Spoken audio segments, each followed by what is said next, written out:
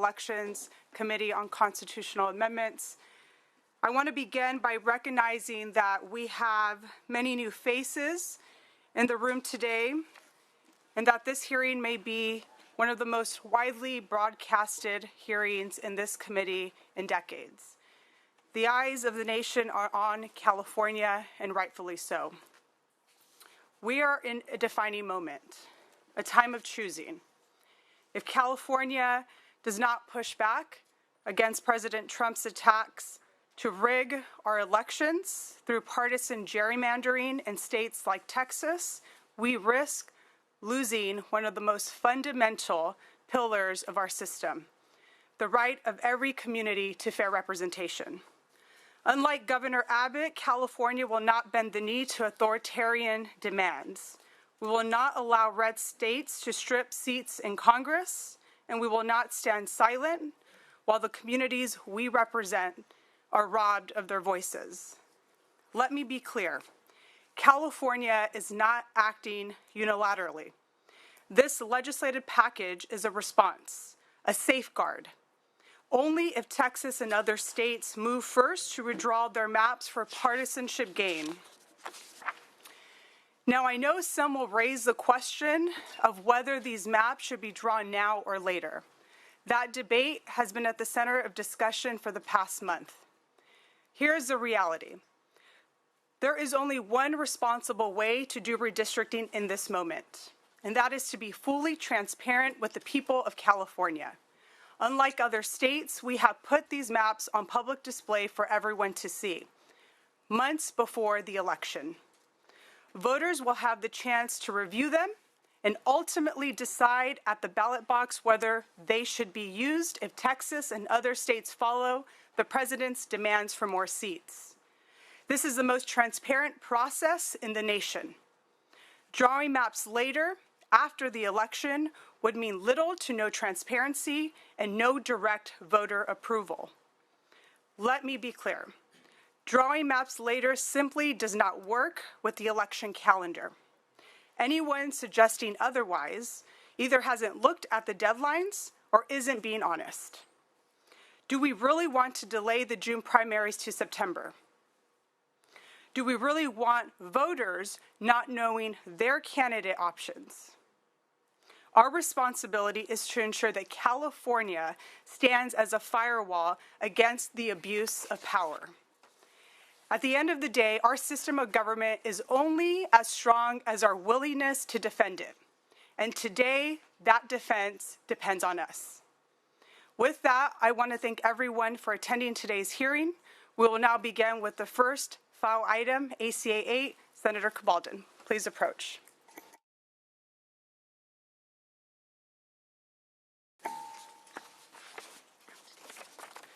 Begin when you are ready. All right. I don't know where this is going. Madam Chair, thank you so much, and to members of the committee and members of the public. And I know, Madam Chair, you've reported that more than 13,000 Californians have already weighed on this issue, and very much appreciate the opportunity to present one of the pieces of legislation that are necessary for the public to have the ability to chart their own course for California and vote on the maps. I'm here today to present on behalf of Speaker Rivas, Assembly Constitutional Amendment number 8, which, if enacted by the legislature, will go directly to a vote of the people in the November election. ACA 8 is intended to make possible the public vote that the chair just described, to make it possible for the first time in California history for California voters to draw their own maps at the ballot box. Not just the first in the country, but the first in California as well. Redistricting has a long history in the California Constitution. Since the 1920s, there have been ballot measures placed before the people of California to create independent commissions, to have redistricting done by judges, and over and over and over and over and over again from the 20s until the 2000s, the voters have overwhelmingly rejected them. It was in 2008, after rejecting independent commissions in 2005, 1989, 1984, 1994, repeatedly by 2-to-1 margins, that the voters finally by the slightest margin that you can imagine. I was one of them who voted yes on the constitutional amendment in 2008 that passed with 50.8% of the vote, the narrowest of margins in order to amend our Constitution to create the Independent Redistricting Commission. That commission in the Constitution is charged with protecting communities of interest, fundamentally, with hearing from the public during the process of redistricting and incorporating their own views, not just big political views, but their own views about what their districts should be. So in a community like Rancho Cordova, just down the highway, where does Rancho Cordova belong in a district? When we talk about these districts, they are not just about big partisan issues. They are about which communities are able to work together to elect representatives that see them, that represent them. That's what the commission was set up to do. And so today we're asking through ACA 8 for the opportunity for the voters to enact the maps that are in separate legislation, but that are referenced directly in this constitutional amendment and therefore the ballot measure, that would enact the maps that the people that the commission itself would have enacted if it had been given the charge by the people of California to do what the chair just said. That is, if California voters came to the polls in November or today and said, we want maps that will fight back against Texas's efforts to rig the 2006 congressional election, to fight back against the efforts to undo the deep unpopularity that has been caused not just by H.R. 1 and the elimination of health care for millions of Californians, for the tax on our public universities, but also the unbridled enforcement actions and disappearances and kidnappings on our streets from ICE, that the voters not just of California but of America are sick and tired of it, and they want change. That's what democracy is about. You can either change your policies, you can defend your policies, but one option that is not before us in a democracy is that you can change your voters, that you can change the rules. And so fighting back is absolutely essential, and Californians want to fight. They recognize that as the largest state in the union, as the largest economy in the country, that we're obligated to stand up and protect our democracy. And that's what this ACA will allow us to do. And it does that by putting the maps directly before the voters, and it does that by giving the voters the transparent option over these next several months to evaluate them and to vote. It also protects the independent commission. And that process will return, just as it is in the Constitution today. Nothing changes. The Constitution simply provides today that every 10 years after the census, the commission is convened and it draws our district lines for the Congress based on its testimony from thousands and thousands and thousands of Californians, based on its own research, based on letters that are received from every big city and small town and hamlet across the state. And they will continue to do that after the next census when we draw the new lines. But I want to emphasize also that the lines that would be enacted by the voters under ACA 8 are the lines that the commission would have drawn if it could. How can we say that? How do we know that? Well, the map drawing, which was done with our partners in the congressional delegation, was done by reviewing the testimony, the files, the letters, the deliberations by the commission just a couple of years ago that were heard from, I know voters in my district, even in my own city, who urged the commission to put West Sacramento in one place or another, or voters in Winters who testified, please don't put us with Davis, or please do put us with Davis, that all of that testimony on the ground from Californians about what it meant to them in redistricting has been incorporated and heard in this process. That this constitutional amendment will allow voters to enact maps that divide fewer communities, that protect the Voting Rights Act. That's the essential. That's what the Constitution calls for. This is the most constitutionally oriented redistricting that we've ever done in California, and it is absolutely necessary. We will return to the commission after that. The constitutional amendment here today before you guarantees that. And finally, I want to emphasize that the constitutional amendment assures that this is the right move for the right moment. It is triggered only if another state at the behest of the White House decides to try to cheat and rig the election. Texas is front and center. A couple of other states are looking at it as well. We have to be the last line of defense for our democracy in California. If those states stand down, then so will California. We didn't ask for this fight. They brought this fight to us, and California cannot stand down if other states are attempting to cheat and rigged the election in 2006 to maintain Republican control of Congress. So I'm happy to answer any questions at the appropriate time, Madam Chair. We have two witnesses here with us. First is Jody Hicks from Planned Parenthood, and second is Sarah Sadwani. Thank you. If the two support witnesses could approach, you each have 3 minutes. Begin when you're ready. Thank you, Madam Chair and members. I am Jody Hicks, the CEO and President of Planned Parenthood Affiliates of California, representing 7 affiliates and over 100 health centers throughout the state. And I'm here today in support, strong support of ACA 8 and California's response to President Trump, to Texas Republicans, and their plan to game the 2026 midterm elections and hold on to their party's power in Congress, and why Planned Parenthood in such strong support. I just want to remind this legislature, all of you here today, all of the strong work that you have done to expand reproductive health care and access to that care here in California, to really strengthen any policies that have been done since Roe was overturned. And 67% of Californians voted to enshrine reproductive freedom into the California Constitution and ensure that here in California we have access to reproductive health care.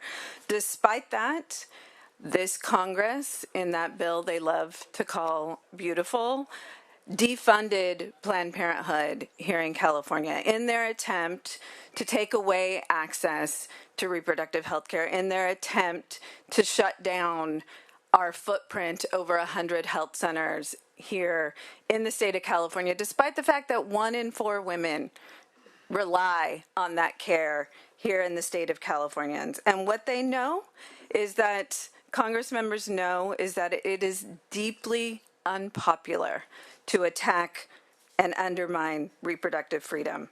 And when organizations like Planned Parenthood began talking to Californians, educating them on the impact of what just happened, they know, those members know, that they will be held accountable. So to put it simply, the president and Republicans, they recognize that their majority in Congress hangs in the balance. And their best chance to maintain power is to rig this election before the voters even have a chance to voice their reaction. ACA 8 is a proactive and principled response to undermine efforts that are happening across this country. The bill asks California voters to approve a policy that will push back on this unprecedented power grab and make it clear that we will only move forward with these efforts temporarily in response to another state's action first. Planned Parenthood's mission is to fight and protect and expand access to sexual and reproductive health care.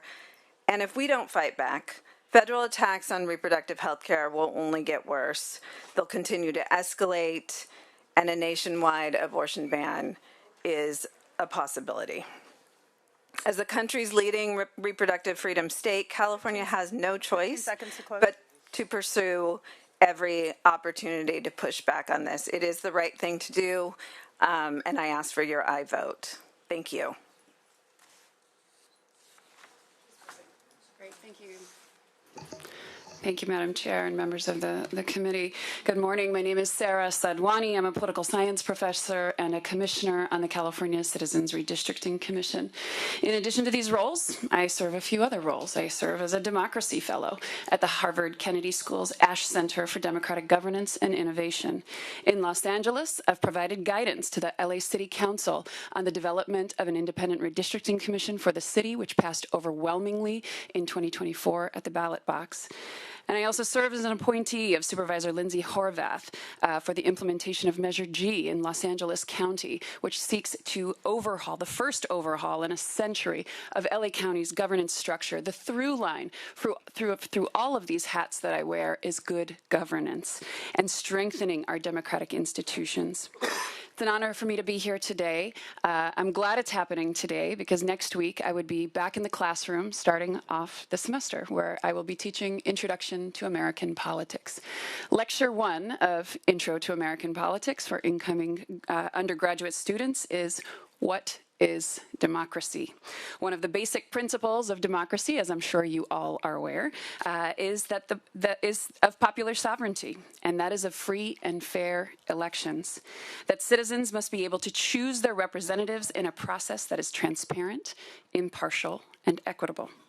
Yet this principle, the very foundation of our democracy for our nation, has been repeatedly diminished by the actions of our president. In 2020, he called the Georgia Secretary of State, Brad Raffensperger, asking him to find him 12,000 votes.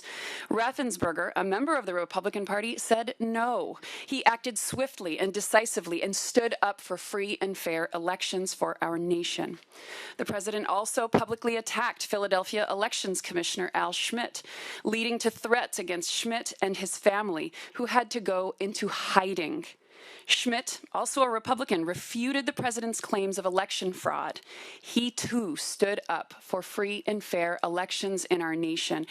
Our founding fathers put into place a federalist system as a check on national power. And in 2020, that federalist system held up with proud Americans like Raffensperger and Schmidt, who stood up for democracy and defended free and fair elections. Upholding the basic principles of democracy is a responsibility that Democrats and Republicans alike share. We can disagree on any given policy, and I think that's where my perspective here is somewhat different from the prior speakers. We take turns being humbled at the ballot box. That's a part of our democratic system. But the rules of the game, the core constitutional principles, should not be in dispute. Fast forwarding to today, President Trump has now called upon Texas Governor Greg Abbott to bend the rules of the game yet again in his favor and to find him 5 seats in Congress so that his agenda can be rubber stamped by the House of Representatives. But unlike Raffensperger and Schmidt, who stood up to the overreach of power, of executive power, Governor Abbott has gotten on his knees. 10 seconds. These are extreme attacks on our core democratic principles, and these attacks must be met with decisive action.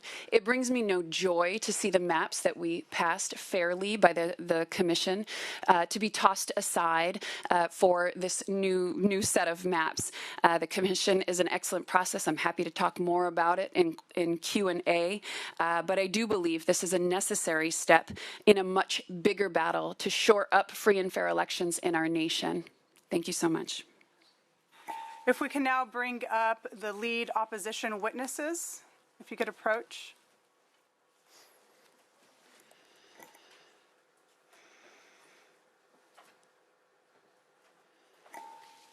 Good morning. Please begin when you're ready. You each have 3 minutes.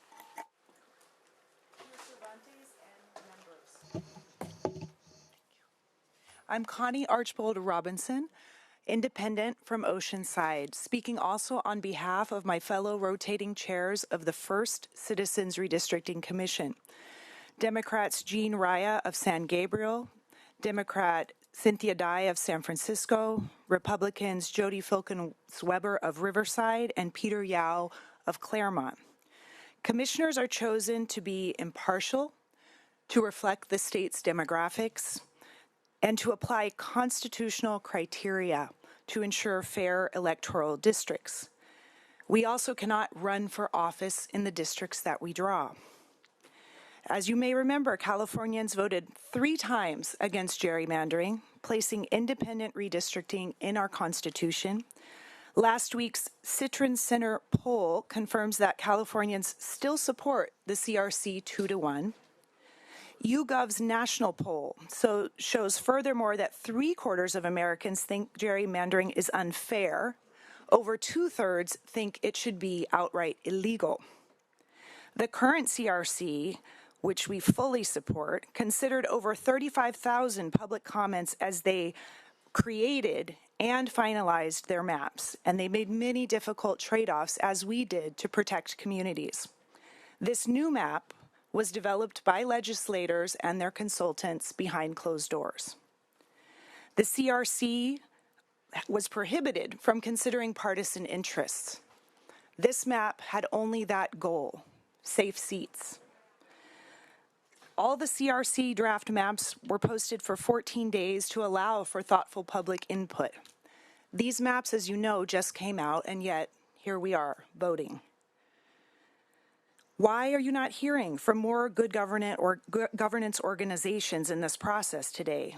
Because it takes time to inform members, to engage in debate and dialogue, and to form coherent positions. This legislation is being touted as the only way to resist authoritarianism. This is a false choice. Thanks to the CRC, California has some of the country's most competitive districts.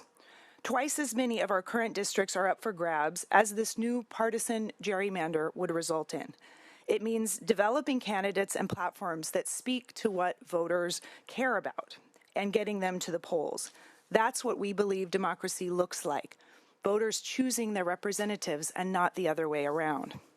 At a minimum, if this moves forward, we would strongly urge you to release the data and rationale for these lines, as all of the CRCs have modeled. And better yet, you could do mid-cycle redistricting in the California way. Instead of spending over $200 million on a special election, you could invest a fraction of that in the CRC and have them engage the public, create updated districts, and pass them with a cross-partisan supermajority vote. We urge you to serve your constituents by defending our independent process and rejecting this partisan gerrymandering. Thank you. And members of the committee. My name is Jean Raya. I am a resident of San Gabriel, which is in Los Angeles County, and I was privileged to serve on the first independent commission in 2010. That commission was independent, was composed of a diverse array of citizens of California, and was an initiative brought to the ballot by good government advocacy groups who put voters first. The approval of that commission ended the backroom political gerrymandering that had characterized redistricting for decades. We drew new maps with full transparency, giving citizens access to the process through well over 100 public meetings and the means to submit written comments. Voters had the opportunity to describe their communities, their environment, their infrastructure, and their economy so they could be placed in a district that would give them a fair chance of electing an accountable representative. What were some of the results? In particular, the percentage of women in the legislature doubled. AAPI representation tripled. Black representation nearly doubled. Latinos advantaged by 8%. The California Commission set a gold standard such that the Harvard Kennedy School of Government awarded us a grant to travel to other states that were severely gerrymandered, where citizens were, like the people of California, trying to create independent commissions and repair their democracy. If only Texas could learn from California. Their current attempt to rig the 2026 election in favor of Republicans represents the basest self-interest of officials who are so fearful of losing their power, all they can think to do is cheat. Their determination to stack the congressional deck in their favor has prompted our governor to threaten this retaliatory mid-cycle redistricting in an effort to elect more Democrats, but by sidelining the independent commission and holding a special election just this once. I'm a registered Democrat. I have always been a Democrat, and I would celebrate replacing any congressional member who has forgotten his or her oath to serve their constituents and protect the Constitution. But this can't be at the expense of the California Constitution nor the California voters who mandated fair, nonpartisan redistricting.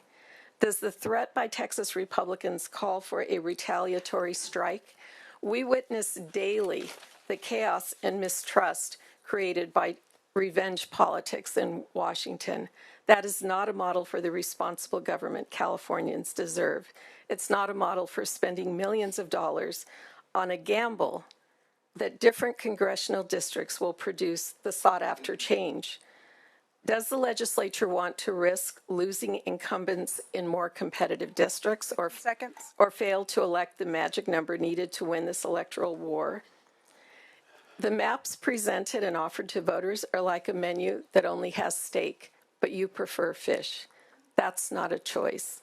Please reconsider and consider the comments of my colleague in ways that this might be done at least to protect the independent, transparent process that voters approved in 2008.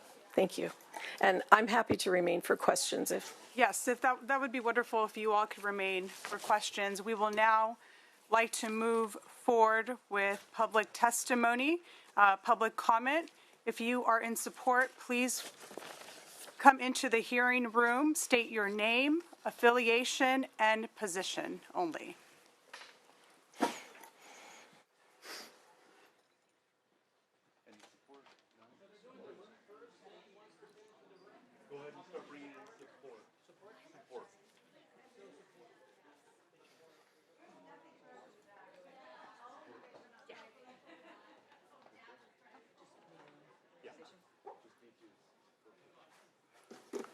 Madam Chair, members, Sarah Phlox, the California Federation of Labor Unions, in strong support of both of the bills. Honorable Chair and members, Amy Heinscheich with UDW AFSCME Local 3930 and Unite Here Local 11 in strong support of both bills. Thank you. Tiffany Mock on behalf of CFT in support, also doing additional support for CTA. Thank you. Julie Nielsen, National Union of Healthcare Workers, in support of both. Thank you. Good morning, Genesis Gonzalez on behalf of Lieutenant Governor Eleni Kounalakis in support. Thank you. Good morning, Kristen Heidelbach here on behalf of UFCW Western States Council in support. Good morning, JP Hanna with the California Nurses Association in strong support. Thank you. Seeing no additional witnesses in support, we will now move to witnesses in opposition. Name, affiliation, position. Denise Aguilar, co-founder of Freedom Angels, opposed. Tara Thornton, co-founder of Freedom Angels, opposed. Sophia Karstens, Decentralize America, and on behalf of the LA County GOP, strongly opposed. Horacio Gonzalez on behalf of California's Business Roundtable in opposition. Nick Bussey, Roosevelt, California, and on the behalf of the families and veterans leaving California, fairness and good governance and fiscal responsibility, I oppose this. Amber Arias, Calvary Chapel, Solano County, in strong opposition. Catherine Lau, Tracy, California, in strong opposition. Hi, Virginia Barbaro, native of California, Solano County resident, in complete opposition of this. Twyla Nixon, Solano County resident, opposed to it. Since we didn't get the opportunity to ask questions in an informational hearing, I'm going to come up here and say Tony Strickland, State Senator, opposed, because we need to keep the Citizens Redistricting Commission in the power of the people. Senator Suzette Valadero is representing the 23rd Senate District, over 1 million voters, and also the 40 million voters in California, saying do not dilute their power, do not take their power away for politicians. Thank you. Seeing no additional, would you like to approach, please? Olivia Angeli from Elk Grove, strongly opposed. Okay. Bella Minor from Stockton, strongly oppose.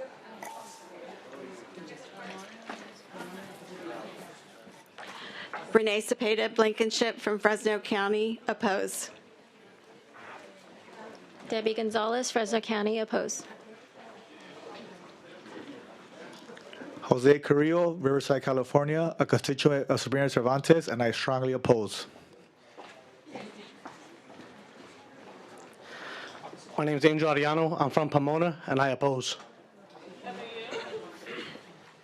Hello, Shan Kay from Orange County, California, representing California Parents' Rights Act Now, and I oppose.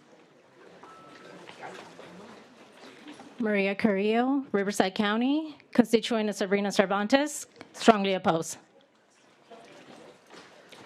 Emily Jones, resident of Shasta County, representing Home Tribe, and oppose. Good morning, Jennifer Lee, representing Los Angeles. I strongly oppose. Gina Bax, president for the Chico Evening Republican Woman. I completely oppose this. Thank you.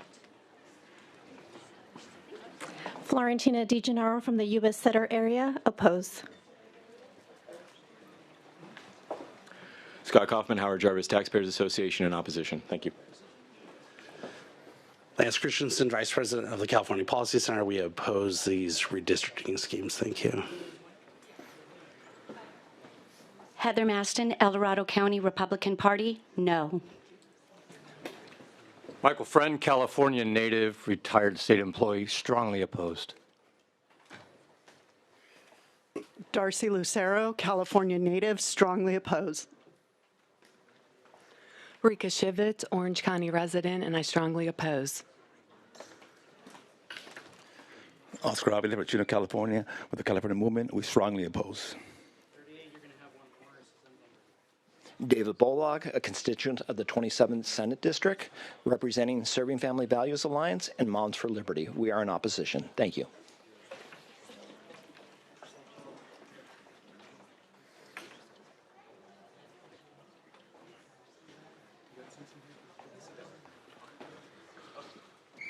Good morning. Assemblymember Tom Lackey, strong opposition.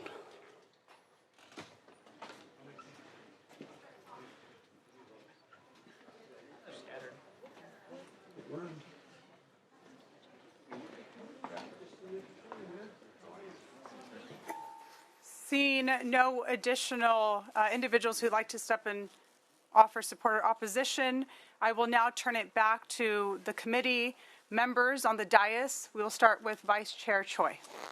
Thank you, Chair. Before I start asking questions, this being the public hearing, non-voting item, we have a couple of senators in the audience. Can we extend the invitation for them to sit on the dais asking some questions?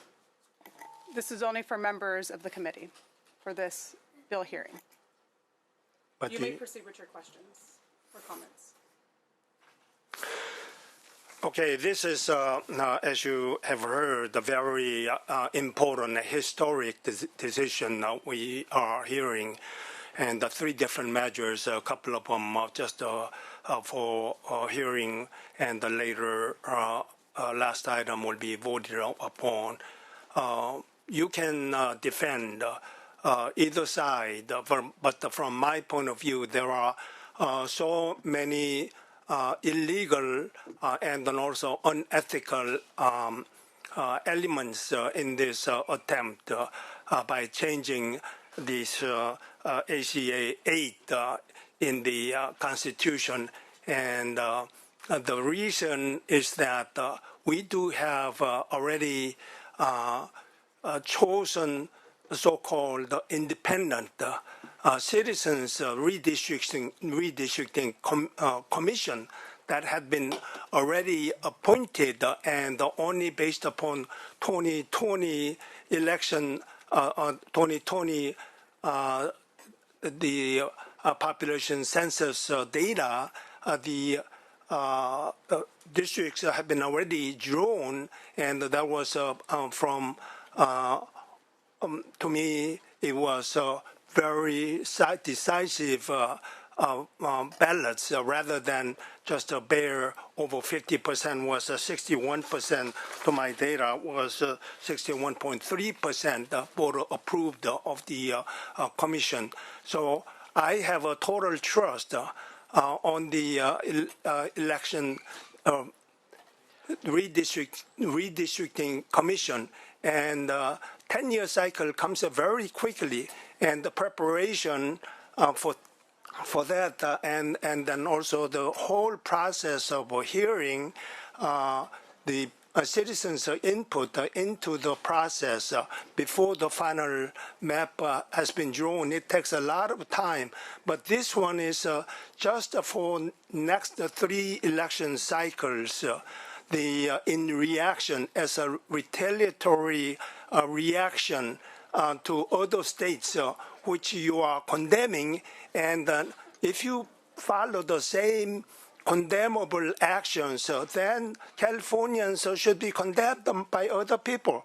Why should we follow that same suit and we destroy our good model that we have chosen? You are talking about the defending the democracy.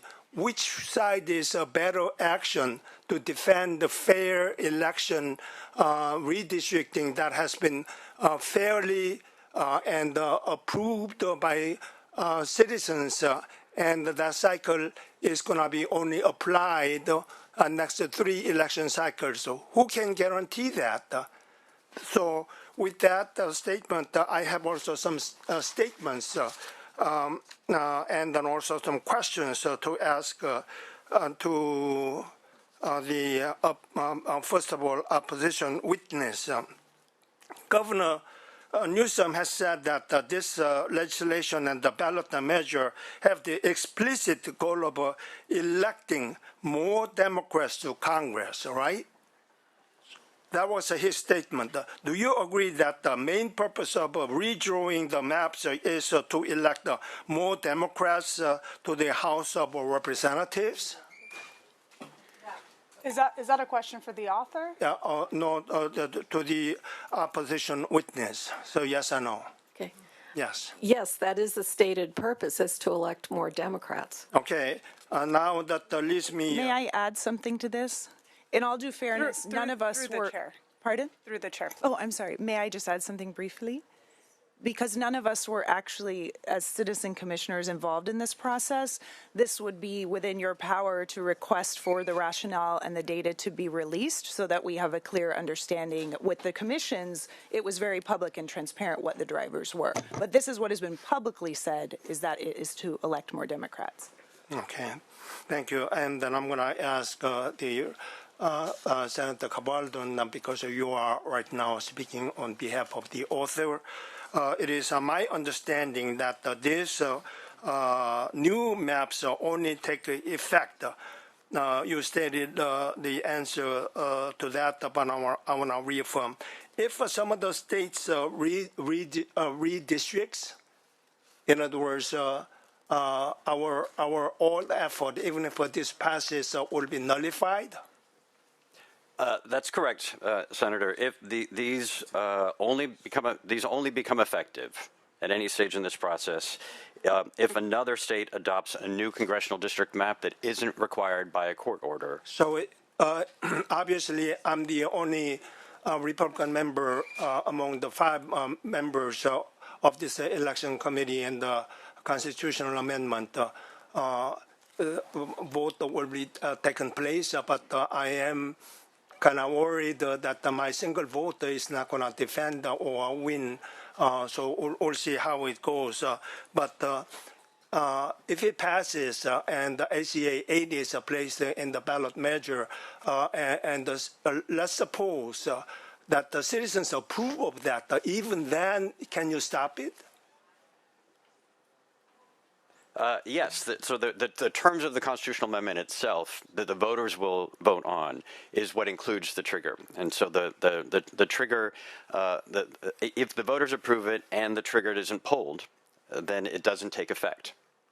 So that will be a condition that the other states will redistrict. Yes, and that's directly in the measure, this measure that the people of California would vote upon themselves. Oh, okay.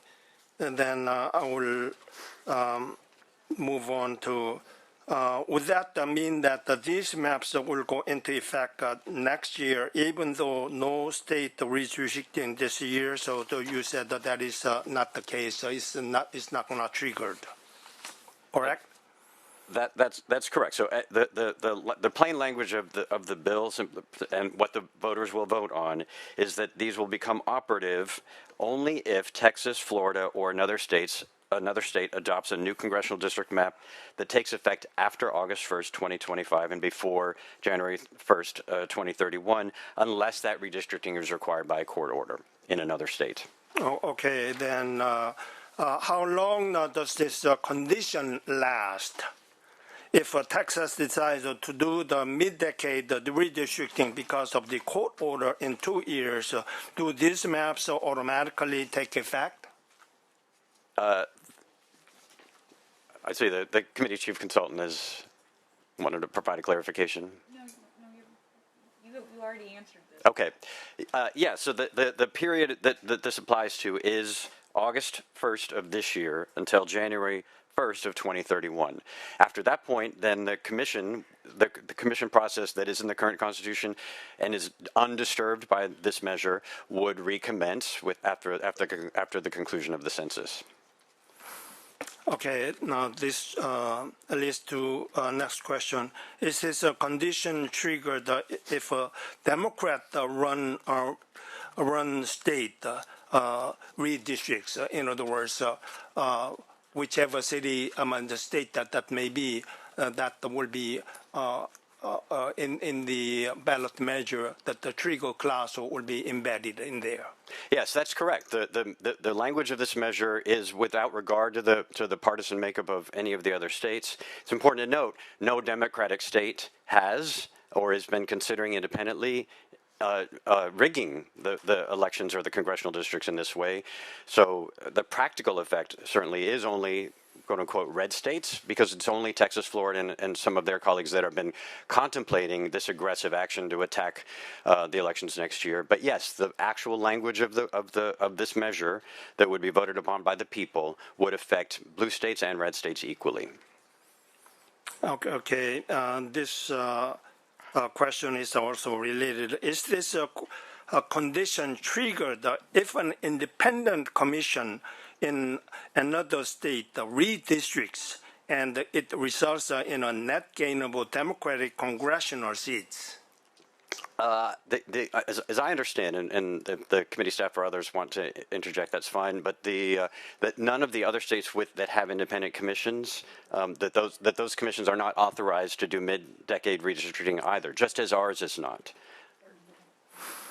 Okay. So that hypothetical cannot happen in the absence of a constitutional amendment in other states. Okay. Under current law, the legislature cannot draw the lines, draw them for the purpose of partisan gerrymandering, or draw them mid-decade. Shouldn't we be asking the people's permission first to do these things rather than drawing the lines and then asking the voters to approve our unconditional, unconstitutional actions? In other words, placing cart before the horse? Well, Senator, like you, I served as a mayor for quite a long time, and my experience has been that voters want us to get to the point, and sending them 2 or 3 different stages when we all know what it is that we're attempting to accomplish does not advance democracy. That in this case, the voters will have all their choices at once to vote on, the authorization in the Constitution, and the maps themselves. So they're able to vote on the abstract question with the actual maps that they can choose and look at themselves and evaluate them according to those criteria. The Constitution, let's be clear, the Constitution doesn't say what you said about the legislature. What it says is that the legislature can't intervene in the decennial, in the every 10-year process. When the commission is convened after the census and it draws the maps according to that process, the legislature may not intervene in that process to do the things that you said or to impose a party purpose on it. The Constitution is silent with respect to mid-decade redistricting, and this measure allows the people to decide if, when, and how that will proceed. We have other committee members who'd like to ask questions and comments. Senator Choi, we can move right back to you. Let me allow one more question. Let me come back to you. Let me allow Senator Umberg. If he only has one more question. Would you defer? I'll defer. Okay, go ahead. Vice Chair Choi, you may ask your question. Yeah, are the voters being given to opportunity to see each congressional map on the ballot, as well as opportunity directly approve each congressional map as promised by the governor? Yes, the voters have already the opportunity to see those maps. And this is the first time ever. So there was a decade, I don't remember the year, when the voters voted in a referendum on district maps previously, once before.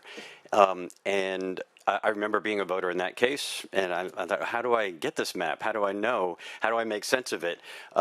This time, there is an interactive map that has been up since last week already for those maps to be available. And I want to emphasize to this point, because we also heard it in the opposition testimony. In the commission's normal process, there is a 14-day period by which those maps, before they are voted on by the commission, are available for public inspection. In this case, the maps have been published. They have been on this committee's website since Friday, and they will be available for 78 days for public inspection, and they are available in the most user-friendly form, which is an interactive web-based map that all Californians are used to being able to inspect, as well in every other form possible, including the 300-page bill that we had last night for those who love to look at census tracts. But these are transparent maps so that voters can zoom in, see exactly where they live, what their communities of interest are, and evaluate them on their own when they cast their votes whether or not to approve these maps in November. Thank you. Senator Ember. Thank you. Thank you, Madam Chair. And I want to begin by congratulating my colleague from Irvine for your courage. As I understood what you said, you condemn what they're doing in Texas. And I also condemn what they're doing in Texas. And by extension, if you're condemning what they're doing in Texas, I assume that you condemn the President of the United States for, in essence, ordering the folks in Texas to redraw their maps mid-decade. And I think it's a bold move for a Republican basically to condemn both the process in Texas as well as the President of the United States. So I congratulate you for your courage. So, what I meant was don't become the bad one. Just follow the bad actors. If you are condemning them, I didn't criticize or evaluate their actions because you labeled it also.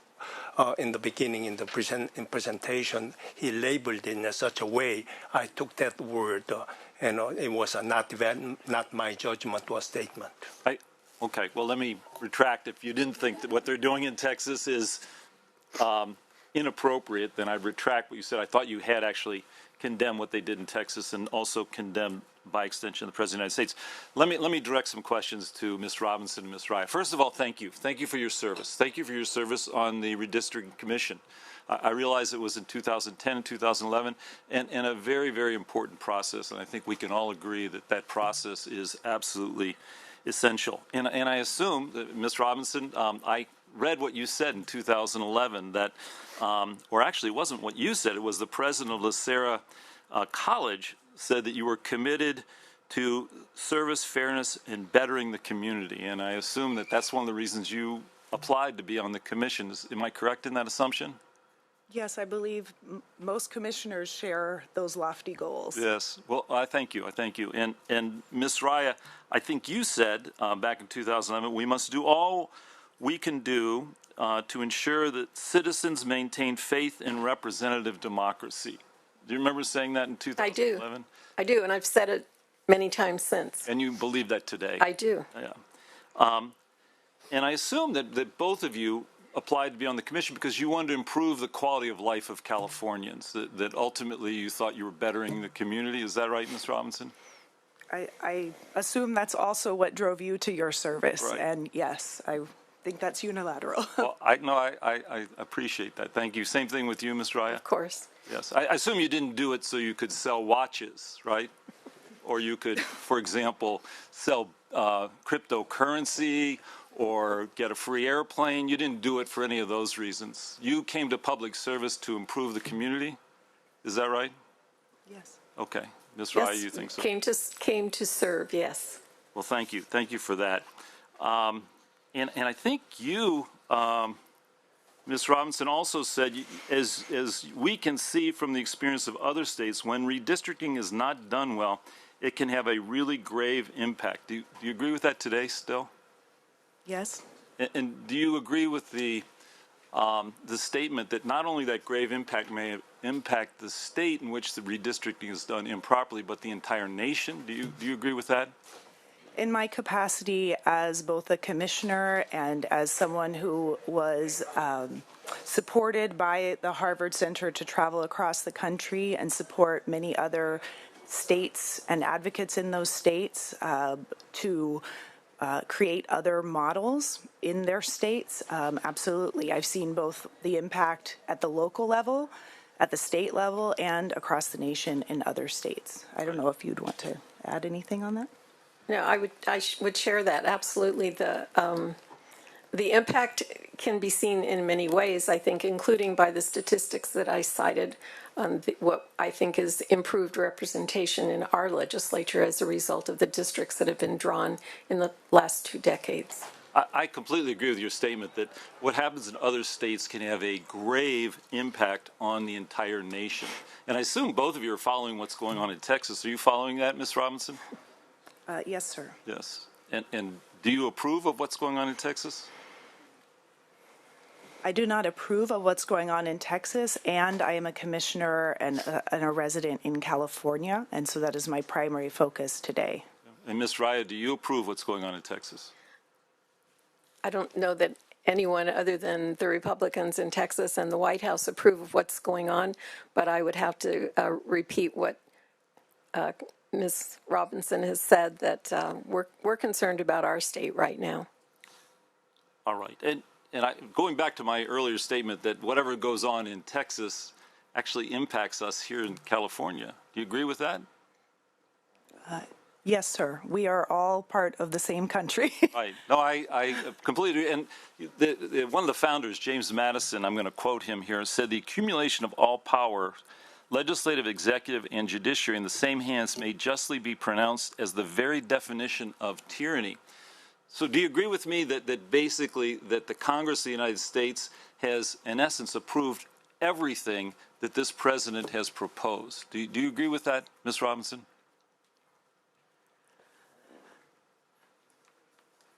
I'm not here to comment on Texas. I am here to comment on California. And there are ways that California's elected officials can have the national impact that we want and that we need through using the competitive districts that have been established through the citizen-approved independent commission. So let me ask Ms. Raya, do you understand, let me ask you if you share my understanding that the Republican members of the California delegation have basically voted with the president on all things that the president has proposed that impact California. Do you agree with me on that supposition, Ms. Raya? I would say that that the results we're seeing in Washington are happening for many reasons. Some of that is perhaps how elected officials are actively responding to what this president wants. It may also be because there are not enough other strong voices to counter it. It may also be because the courts seem to have been sidelined to some extent in upholding the separation of powers, upholding the rule of law. I think it's a complex issue that is really not what this proposed action in California is about. This action is about doing a partisan redistricting absolutely in conflict with California law. That's what I can speak to. I'm not an expert on national politics. I don't know that anybody really cares what my opinion is on national politics. So again, I really would prefer that we're directing the conversation to what is going to happen here in California. And I agree with you 100% that we should focus on what's happening in California and what impacts the Congress action or inaction, whether they're supine or actually active as a check on the executive, how it impacts California. But I think you agreed with me that the Congress has not been a check on the president whatsoever, including our members, including our Republican members in the House of Representatives. I think you agreed with me on that. Is that right? I would say that Congress has not acted responsibly in general. All right. So In terms, and I read the quote from James Madison, that basically we no longer have an effective check on the President of the United States.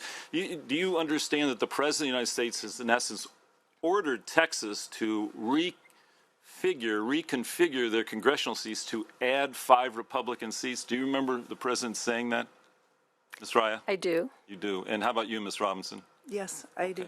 And you understand that the balance of power in the House of Representatives is very narrowly divided. Is that right? Yes. Ms. Raya, okay. Ms. Raya says, and Ms. Robinson, yes. So you also, I want to get your views on what the President has done here in California. Are you familiar with AmeriCorps? Are you familiar with AmeriCorps, Ms. Raya? Yes. You are? And Ms. Robinson, you're familiar with AmeriCorps? Yes. You understand that the President has basically, by his action, eliminated 5,600 AmeriCorps public service workers and $60 million. Do you think that's a detriment to California, Ms. Robinson? Absolutely. Absolutely. Ms. Raya? Of course. And also, I assume you're familiar with ICE raids here in California right now. Are you familiar with that, Ms. Robinson? Absolutely. And Ms. Raya? Yes. And that, in fact, 71% of those who have been arrested do not have criminal convictions. There's been 57,861 people detained, and 71% of those had no criminal convictions. Do you think that's appropriate, Ms. Robinson? Absolutely not. No? Ms. Raya, how about you? You don't think that's appropriate? You understand that that's basically the initiative of the President of the United States to basically do that? Do you understand that, Ms. Robinson? Yes. You understand that Congress has been absolutely supine in terms of acting as a check on the President of the United States? Absolutely. And that the only check that really exists today is the Congress of the United States, at least theoretically. You know what? I don't know how long you've, Ms. Raya, how long have you lived here in California? My entire life. All right. Well, I'm You wanna not going know to how guess many how old you are. I'll tell you how old I am. I'm 69 years old. I came to California to go to UCLA a bunch of years ago. And when I came here, the air quality was horrible. Was absolutely horrible. And I don't know about you, Ms. Robinson, if you've lived here long enough to remember how horrible the air quality was. And you understand the President of the United States has said California can no longer enact its own emissions standards, that we now have to defer to Alabama and Mississippi in terms of our clean air. Ms. Raya, do you think that's good for California's quality of life? I think we have a lot of quality of life issues to address, and I think one way to address them in California is to have representatives elected by the people who understand and represent the communities of interest that voters come from. So you agree with me that the air quality is actually improved in California? You've been here your whole life, actually improved in California. Do you agree with me on that? Yeah, it's improved. All right, and that by reversing our emission standards that we're going to basically go back to where we were 50 years ago. Do you agree with me on that? I would guess that that's so, not a scientist either. So. And you're familiar with the $1 billion that the President has tried to extort from UCLA? Does that improve the quality of life here in California, you think, Ms. Robinson? No, sir. No. Ms. Raya? No. And the same thing with the $584 million research grants that the President is trying to basically quash here in California. I think you agree with me that it does not add to the quality of life of Californians. Is that right? Yeah, I think both of you are shaking.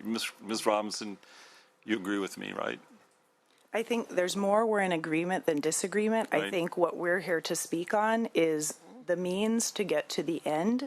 And in my humble opinion, not as an elected official, not as a national political expert, but someone who is an engaged citizen, an engaged voter, and has been a volunteer commissioner, who skipped my children's first days of school to actually be here and express my voice to all of you, that we have competitive districts in California. We have excellent electeds and candidates in the pipeline across partisan lines. I am speaking as an independent who absolutely can address these issues without resorting to a partisan gerrymander that has no checks and balances, such as we suggested, including being fully transparent with the data that was used to develop these lines, empowering the very successful current seated Citizens Redistricting Commission to be able to play a role in that process and to continue building on the trust and faith that has been created not just with Californians, but as I went and traveled and trained and educated people across the country, our citizens in other parts of the country who are being held hostage by politicians who do not represent their interests have been looking to California as the alternative, as the model. If we gut the great work that we have been doing there, then not only do we lose our credibility, those efforts actually get stalled and get reversed. That's what I'm here to express. I understand that you are in a difficult position as our elected officials and as our leaders. There are no easy answers to any of this. Madam Senator Chair. Umberg, I'd like to just take a moment to see if there's any members who want to provide any comment or testimony. Can I just ask one final, or at least one interim final question? Madam Chair, point of order. What is your point of order?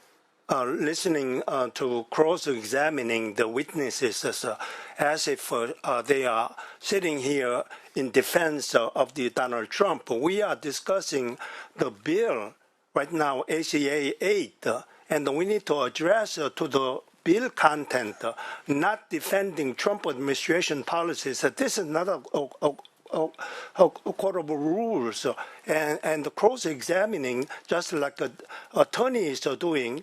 And I object that I hope that the chair will stop his cross-examining style of questioning. Point well taken. We will allow one more question at the moment, and then I will turn to Senator Limon. If she has any questions. If not, I will jump in. Thank you. Let me just ask the two of us. Do you think we in California should do what we can within the bounds of the law to dissuade Texas from engaging in what I think you both characterize as inappropriate activity? Ms. Raya, we'll start with you. Do you think we should do in California what we can within the bounds of the law to dissuade Texas from engaging in their gerrymandering? That's a point of order again. It is right now. How can they say that Texas is they are doing whatever they think they are right, but we are not defending Texas or Trump administration. Senator Choi, we will maintain decorum. So Chair ruled the point also well taken, and he keeps on continuing. We will. Let me allow Senator Umberg to ask the question and allow. Now that's the last question. Do you think? Let me. I'll first ask Ms. Raya, then Ms. Robinson. Do you think we in California should do what we can within the bounds of the law to dissuade Texas from engaging in the partisan gerrymandering that I think they're about to do? Ms. Raya? What is happening in Texas is reprehensible, and I admire the Texas Democrats who have resisted. But I think those people, those elected representatives in Texas, are capable of resolving this issue for Texas. We're concerned about resolving a similar issue in California. Ms. Robinson, do you think we should do what we can within the bounds of the law to dissuade Texas from engaging in this partisan gerrymandering? I have spent the last 15 years of my life promoting independent redistricting, both in California and nationally. I have spent decades expanding democracy, partnering across the aisle on a number of good government initiatives in my capacity as an advocate, in my capacity as working with philanthropy, working with elected officials, working with registers of voters.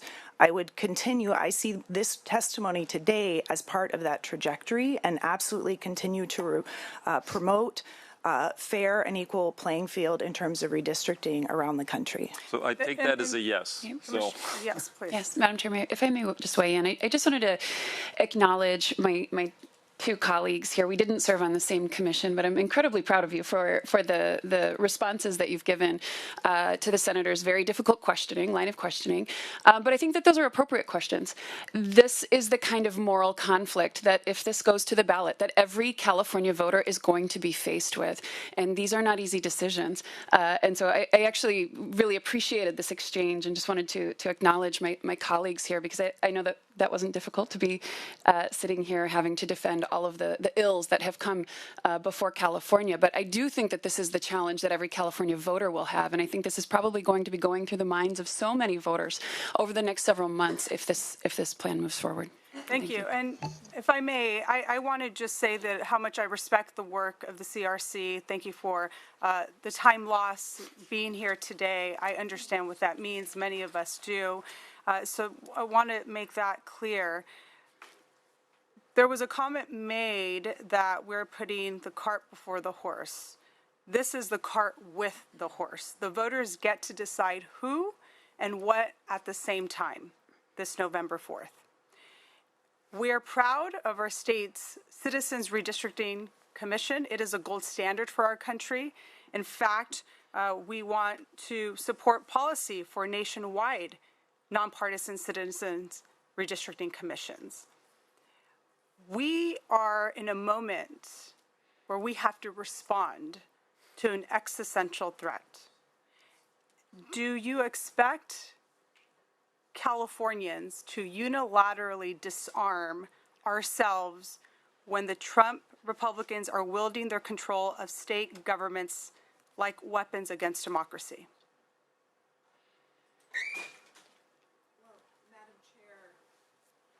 Thank you.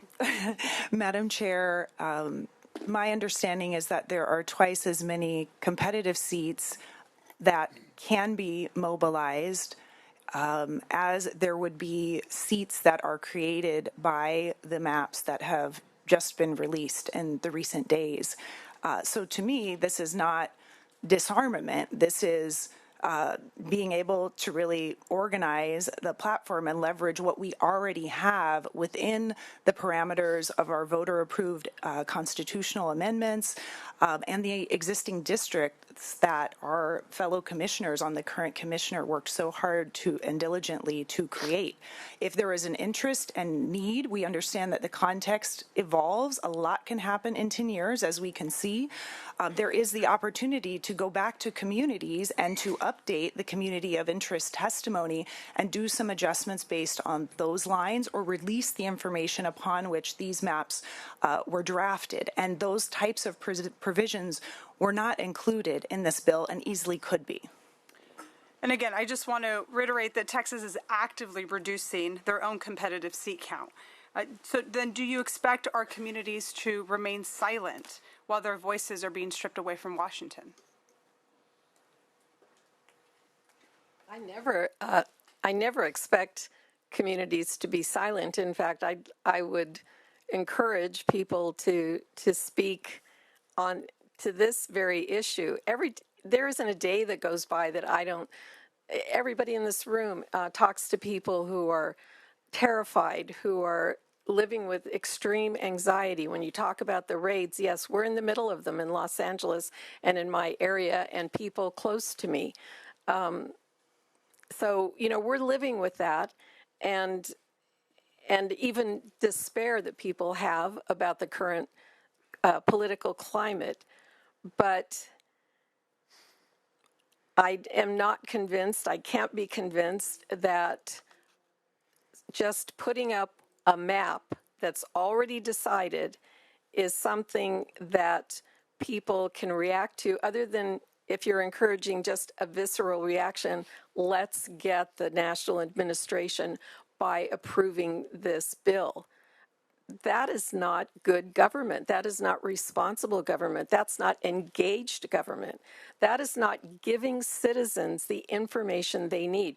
78 days to look at a map that's done, not a map that can be modified in the interest of the communities it's supposed to serve. Given that we still have two additional measures on file today, I want to make sure that we could keep our questions concise. But let me turn it over to Senator Limon. Thank you. Thank you. And I want to first start off by thanking all of you for being here. It's not often that we get to see a panel of all women to take on a very difficult issue. This deliberation has been important for me, and it continues to be a very important conversation. And in this deliberation, I have heard consensus around the importance of expanding democracy. And I'm actually using your words, Ms. Robinson, expanding democracy. And I think about the fact that we are living, and I'm using your words now, Ms. Raya, we are living in moments of extreme anxiety and despair. And it is very important to serve the interest of the communities in many ways. And I think that this clearly is part of this process where we are all asking ourselves what is in the best interest of our communities. And yet, we are also trying to identify how we ensure that we expand democracy and not limit it, not inhibit it, and certainly not get rid of it. What has prompted our state and us as legislators to be here are the real concerns that we are limiting democracy, that we are inhibiting democracy, and that we are seeing a decline of democracy. I have a question to the opposition. Under what conditions would you do something to stop the limit of democracy, to stop the decline of democracy? When would you act? Can you describe what those conditions would look like? Well, as Ms. Robinson said, this is something we've been doing all our lives. I certainly have many years on most of you who are sitting up there, including Mr. Umberg. So, you know, the question for me is not what might I do in the future, what might happen. I'm here right now because this is what I've done all my life. I come from generations of people who engaged in public service to assure justice in the electoral process, justice in education, in healthcare, in the legal system. So for me, this is an ongoing thing. This isn't something we take up because we happen to have somebody in the White House who has lost sight of the Constitution and the rule of law. This is something we do every day in any way that we can. We just happen to have had the privilege of serving on the most innovative, revolutionary election incident or vote in California. So we had the privilege of being part of really making democracy happen in the electoral process, of engaging citizens, drawing more people into the process. And maybe those people will continue day to day to continue to fight the good fight wherever they may find it. So, you know, for me, this is not declaring an emergency and now what do we do? This is every day we need to be doing something to make the system work. And today what we need to do is to protect the independence, the nonpartisanship of drawing lines so that parties can go out and campaign on their message and elect representatives that will actually serve the people. So I will say I agree with you. For me, this is about what we do every single day to protect our communities, to ensure, as you said, justice in education, justice in healthcare space, justice in the legal space.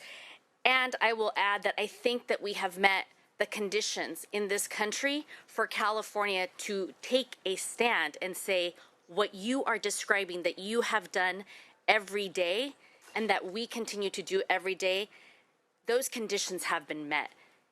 And today is the day that we have to decide how we move forward because we have the shared goal of doing everything we can every day for Californians, for our community. And this is certainly an important piece that that I consider into my decision making, into how I deliberate about the issue. And I think it's also, as I heard the testimony in support, opening up classes. And thank goodness we still have a class in California on democracy, and ensuring that we have health centers that continue to open. So, and continue to serve the people of California. I appreciate, again, the robust discussion, and my line of questioning and the process was simply to say that for me, I will speak for myself, the conditions have been met for us to take action. And we have the same goal in mind, which is doing everything we can. There is no expanding democracy if democracy falls apart and we don't do anything about it. Again, unbelievable gratitude to all of you, all women panelists here. I know we may not all be on the same side of how we land on this particular vote, but I have utmost respect and recognition for the work that all of you do to protect our democracy. Thank you. Thank you. We will go to our next item, but before we do, I will allow Senator Cabaldon to close. Thank you so much, Madam Chair, members of the committee, and to all of the witnesses on both sides of the issue. Commissioner Sonwani at the beginning said that the point of in a democracy, and I love this quote, that we take turns being humbled at the ballot box, that is how democracy works. But what if you had the cheat code and you could say, well, I'm not taking my turn? That's what's at stake here today, and I think part of what we're trying to accomplish here is that democracy is not slowly eroding. People aren't accidentally, absent-mindedly doing bad things. It is a crisis, and we're trying to assure that Commissioner Sadwani's course on American government and democracy doesn't get moved to the history department as something that we used to have, but it is the fundamental course that every undergraduate must have in order to be an American citizen. So I know in my own district, the number one question that people ask is, what can I do? Not what can the senator do? What can I do about what is happening to our democracy, which is in crisis, which is threatened like it has never been threatened before? That's what ACA 8 is about. It is about giving the voters of California, they can say yes, they can say no, but it will be their choice, their action to fight back. We heard, and I absolutely agree, that California is seen as a model here, but looking to other states, for example, the Texas delegation, they have been here twice. They and their constituents have been very clear. We cannot. This is when authoritarianism goes so far as this, our most valiant efforts cannot prevail. America needs California to stand up and to be not just a model of what the policy should be, but to model democracy and in action.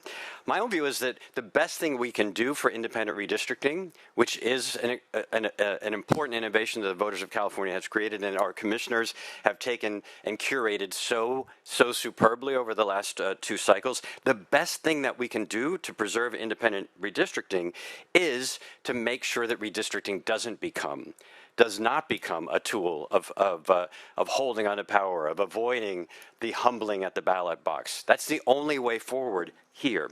When the ballot proposition was up in 2008 to create the Redistricting Commission, and it passed with 50.8% of the vote, the Sacramento Bee and I think the Bay Area Guardian were the two papers that editorialized against it.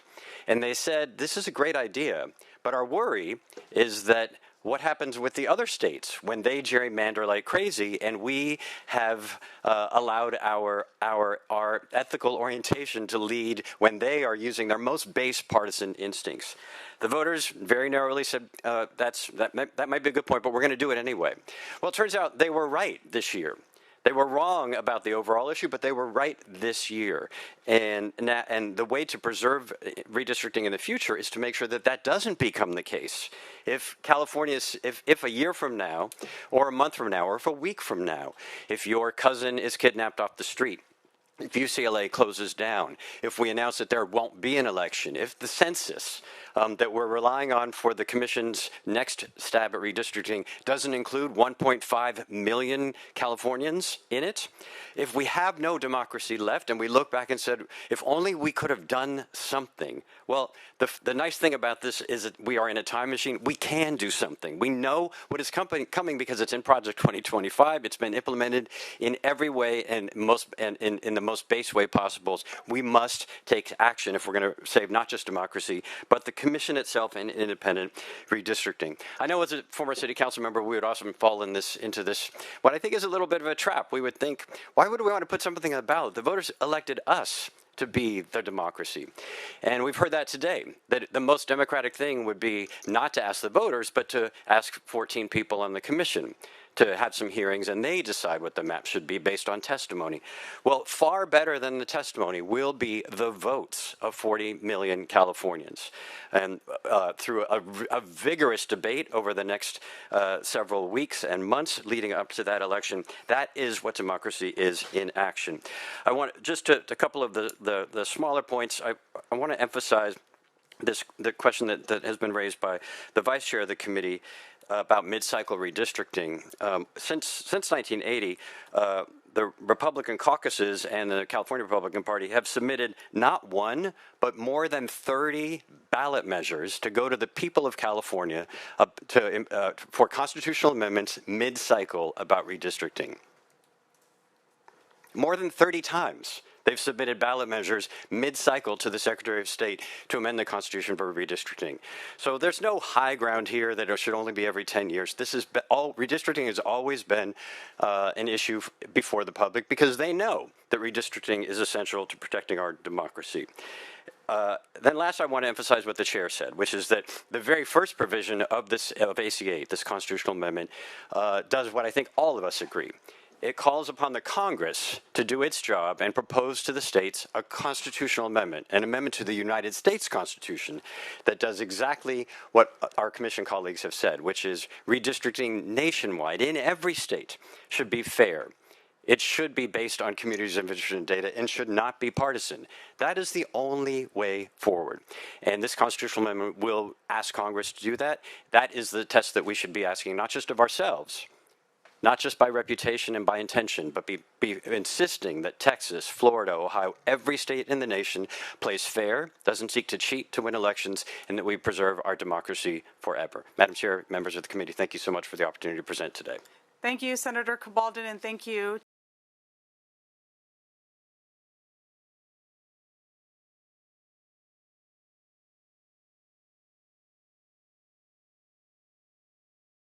to each of you who participated today and all those in the hearing room as well. We will move to the next item on file, which is SB 280 that I will be speaking on, and we will turn it to our vice chair. The witnesses can stay. I believe we still, yes. Vice Chair Choi, I will turn it to you.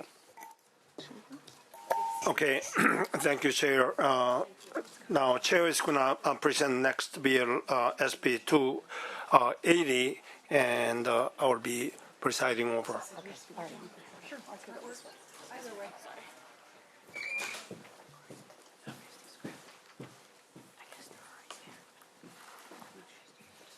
I know. I had one.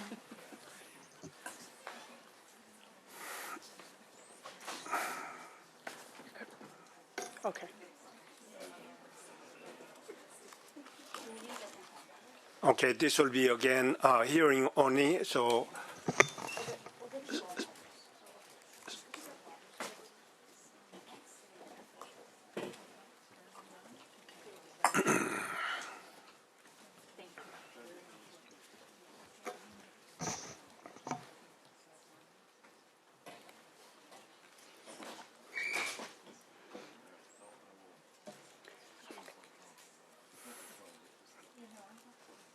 Okay, Senator Cervantes, when you're ready. Thank you, Mr. Chair and committee members. Today, I'm proud to present Senate Bill 280, which calls for a statewide special election on November 4th of this year. The special election would allow California voters to consider a constitutional amendment, ACA 8, which would allow this legislature to engage in a one-time, mid-decade redistricting of our state's districts in the U.S. House of Representatives. The Citizens Redistricting Commission would then be able to engage in its regularly scheduled independent redistricting process after the 2030 census. SB 280 also appropriates the funding necessary for the Secretary of State and our county registrars to administer the special election. The bill also makes the necessary statutory changes to allow the June 2026 statewide primary election to be held on time. California did not start this redistricting fight. This fight was brought to us. We are here because President Trump and Republicans in Congress know that their agenda is deeply unpopular. They see the writing on the wall. They know that mass deportation that uses secret police to kidnap people off the streets and into unmarked vehicles goes against every American value. They know that voters will hold them accountable for the spending cuts they jammed through Congress, stripping health care away from millions of Americans. They know that giving tax cuts to billionaires while Trump imposes tariff taxes on essential goods like coffee and bananas are raising the cost of living that will hurt working families. What Trump knows is that the only path for Republicans to hold onto the House in the midterms is to change the rules in the middle of the game.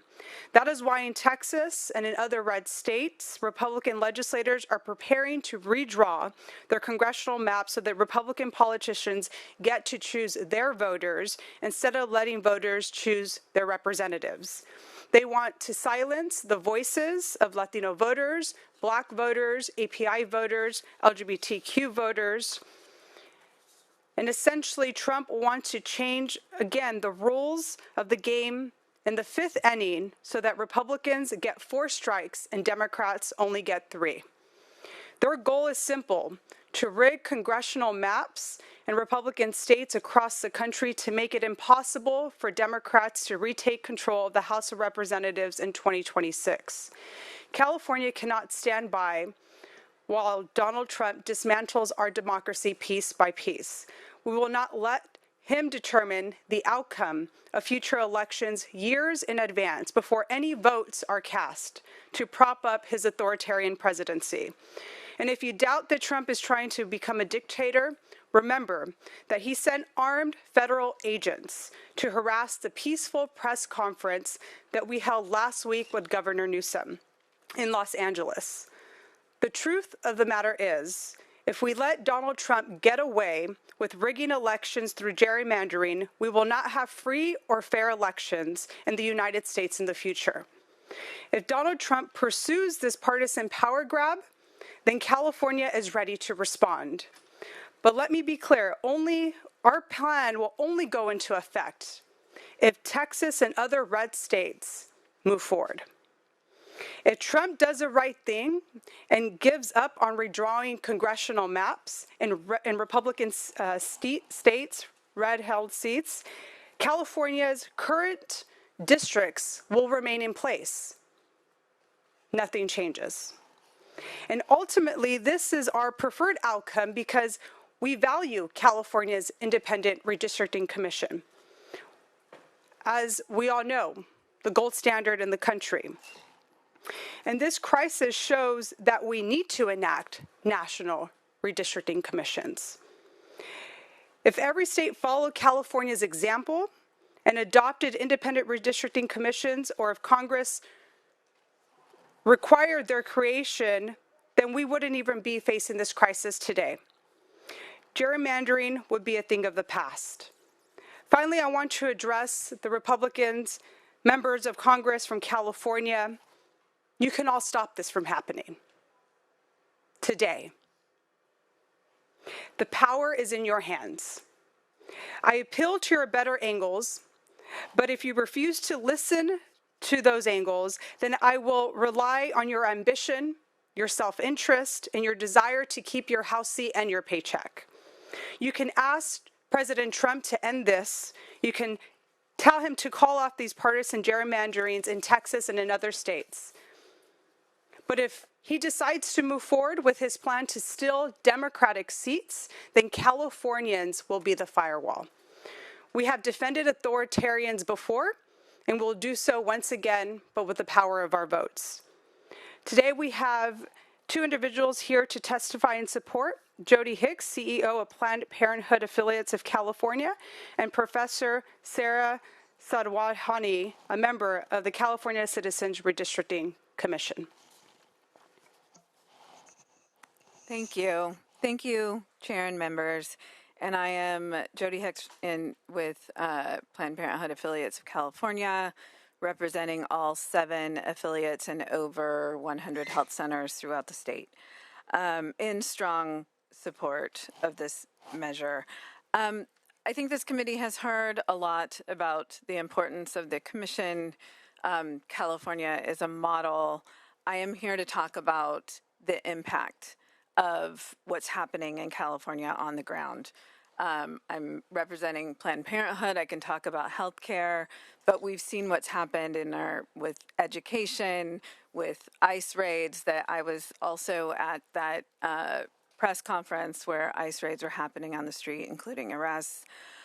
California is a model with our commission. I'm not here to be an expert. I know there's other witnesses are, but California is also a model when it comes to our values. We are a model with diversity and our values around diversity, around inclusivity, certainly as a state that values reproductive freedom, that values access to health care. This administration and this Congress continues to put economic sanctions, policies that disproportionately impact California, disproportionately impact our patients, people going to school, people trying to go to work. That is a fact. And when people voted on this independent commission, they voted on it without the facts of what's happening today, which is knowing that they have an opportunity in the midterm elections to respond to what just happened with almost 1 million patients in Planned Parenthood alone that just got defunded, trying to close down health centers throughout the state of California.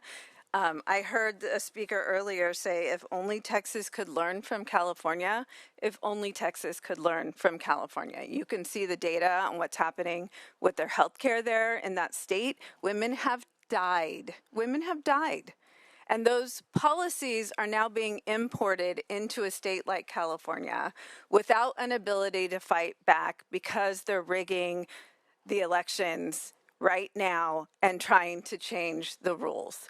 And so, yes, California is a model, and we're also a model in fighting back and standing up for Californians when we have to. And that's what this measure does. I implore you to vote yes and do what we have to do so that California does not become a state like Texas, so that we all stand up for the values that we all know is important, that we all know that all of California agrees upon every single time they go to the ballot box, every single time they've had an opportunity to fight back and to vote on protecting reproductive freedom. They have done that in droves. And this measure will go to the voters, again, different than what's happening in Texas. And I implore you to vote yes. Thank you. Thank you. Next witness, you have 3 minutes. There we go. Again, my name is Sarah Sadwani. I'm a professor of political science and a commissioner on the California Citizens Redistricting Commission. I'm so overjoyed to hear all of the support for the independent redistricting process. I didn't always hear that level of support while the process was moving forward. So it's really warming my heart to hear broad support, and I hope that continues as I see that it does continue in this measure being moved forward today. Serving on the commission was one of the highlights of my career thus far. I worked with some of the finest Californians coming from all different walks of life. Five Democrats, 5 Republicans, and 4 independents. We came together. We worked collaboratively. We received nearly 40,000 pieces of community testimony. We agreed to disagree in many parts of the state, as you no doubt have seen in the maps that we have here in California. But at the end of the day, we did what many politicians have not often been able to do. We passed our maps unanimously on a very diverse body of individuals. And I couldn't be more proud of that. We have received 0 lawsuits against our maps. This is the kind of redistricting that we need to have nationwide. It brings me no joy to see these maps being tossed aside. As I spoke earlier in my testimony, I have very real concerns about the state of our national democracy. I think in my prior comments, I talked about our federalist system, but I think Senator Umberg's comments, of course, around checks and balances within the branches of government is absolutely direct and to the point, and I certainly agree with that as well, that we have seen Republicans in Congress fail to stand up to the executive overreaches of power. We have seen the use of political violence and the encouragement of political violence. We've most certainly seen intimidation tactics and the deployment of the National Guard, turning many of our cities across this nation into police states. These are not actions that are consistent with a strong democracy. Quite the opposite. They are actions that reflect a democracy in peril. And so it's for this reason that I do feel like California needs to stand up in these times. We need to take strong, bold, and concisive action to be the check on executive power, because we're not seeing it anywhere else. I'll leave my comments there. Happy to take questions. Thank you so much for having me here today. Okay. No other support the witnesses. I would like to ask the public in support of the measure. You can come up and state your name and just your position, support or oppose. Mr. Vice Chair, Member Sarah Flox, California Federation of Labor Unions, in strong support. Thank you. Good morning. Kristen Heidelbach here on behalf of UFCW Western States Council in strong support.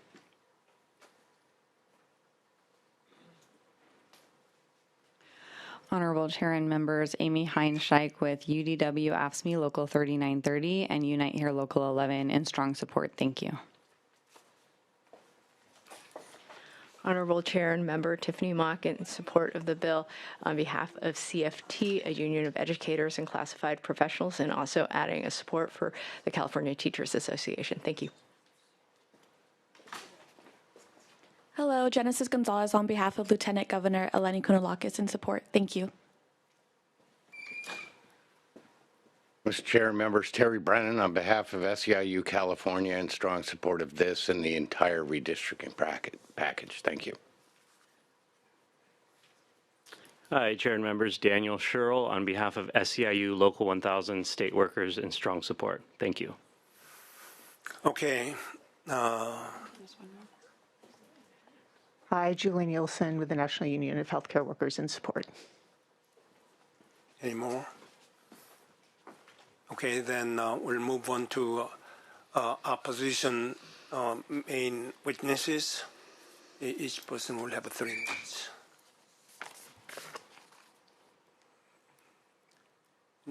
No. Ms. Robinson, would you like to say in opposition? I think that our position as former commissioners stands clear. We hope that if this moves forward, that you as our representatives will put more transparency and public participation safeguards in place, even in light of the extraordinary circumstances that we all agree must be addressed. Okay, any other in the public in opposition? You can come forward and state your name and state your position. Okay, I don't see anyone. Then I will bring back to our members on the dais. You can ask any questions. No? Okay, Senator Umberg. Thank you. Thank you, Mr. Chair. And thank you, Ms. Robinson. I know you're in a difficult position here, in essence, asking us to vote no on what we believe, at least I believe, is a response to what the president is doing around the country. I think that Senator Limon asked the critical question here. The critical question is what conditions exist where we stand up and we do something that is extraordinary. And this is extraordinary. I think this is incredibly extraordinary. I, 20 years ago, had my own, when Governor Schwarzenegger proposed a redistricting commission that was comprised of retired judges who volunteered for a year, which I thought was a rather skewed universe of those who should be the decision makers. I had my own proposal, which was rejected both by my caucus as well as by the governor. And so I am a strong proponent of exactly what we're doing here. I'm a strong proponent of citizens coming forward who have the same commitment to public service that you have to serve in this fairly thankless job. And the conditions that exist, I think, are only those where there are massed federal agents picking up citizens or those who have not committed any crime and incarcerating them. I think those conditions exist when this administration has targeted our children here in California, targeted them to reduce their health care, targeted them to, in essence, reduce after-school care, even their 9-to-5 education, targeted our institutions here in California to, in my view, to diminish, if not destroy us as a state. So when those conditions exist, that we have to, within the bounds of the law, we have to respond. And this is an extraordinary response. But this is a response that we hope will dissuade other states from moving forward.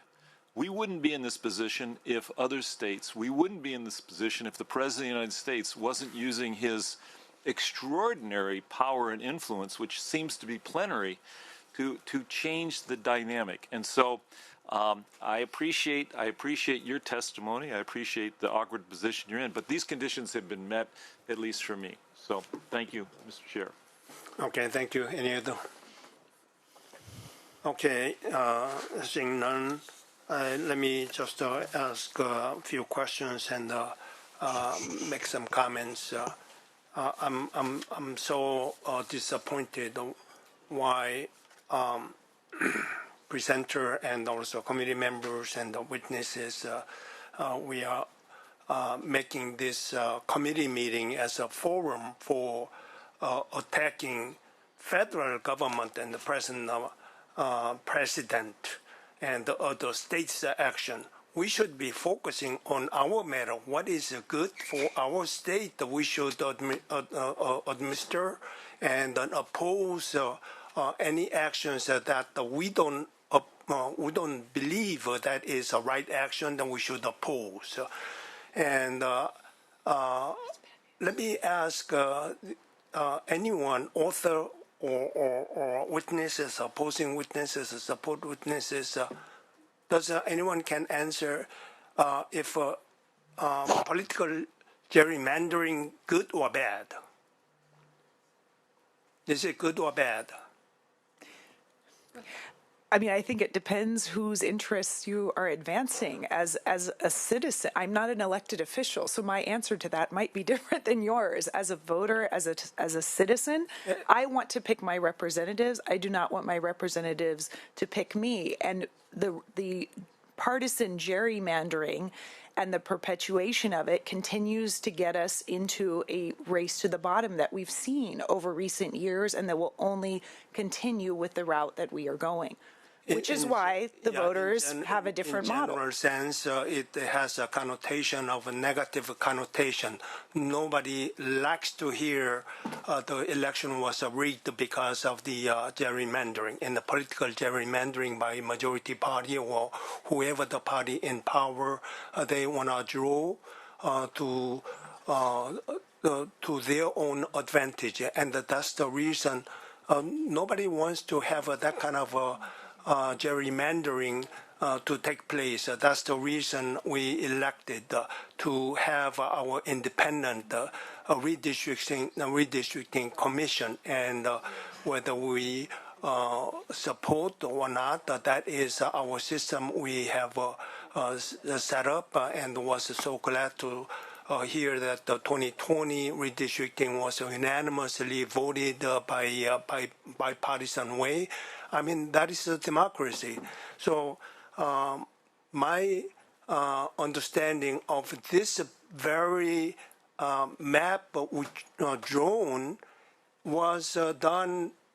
Okay, let me ask that question. Who did that drawing of the map supposedly on the website?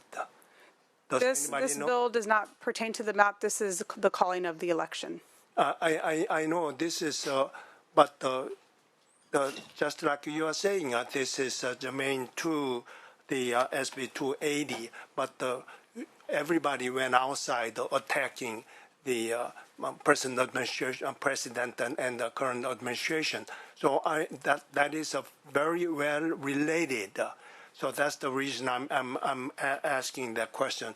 So this bill, SB 280, is administering to allow that the ACA to be on the ballot measure and properly that this bill will pass, and then allowing state of secretary to execute the election.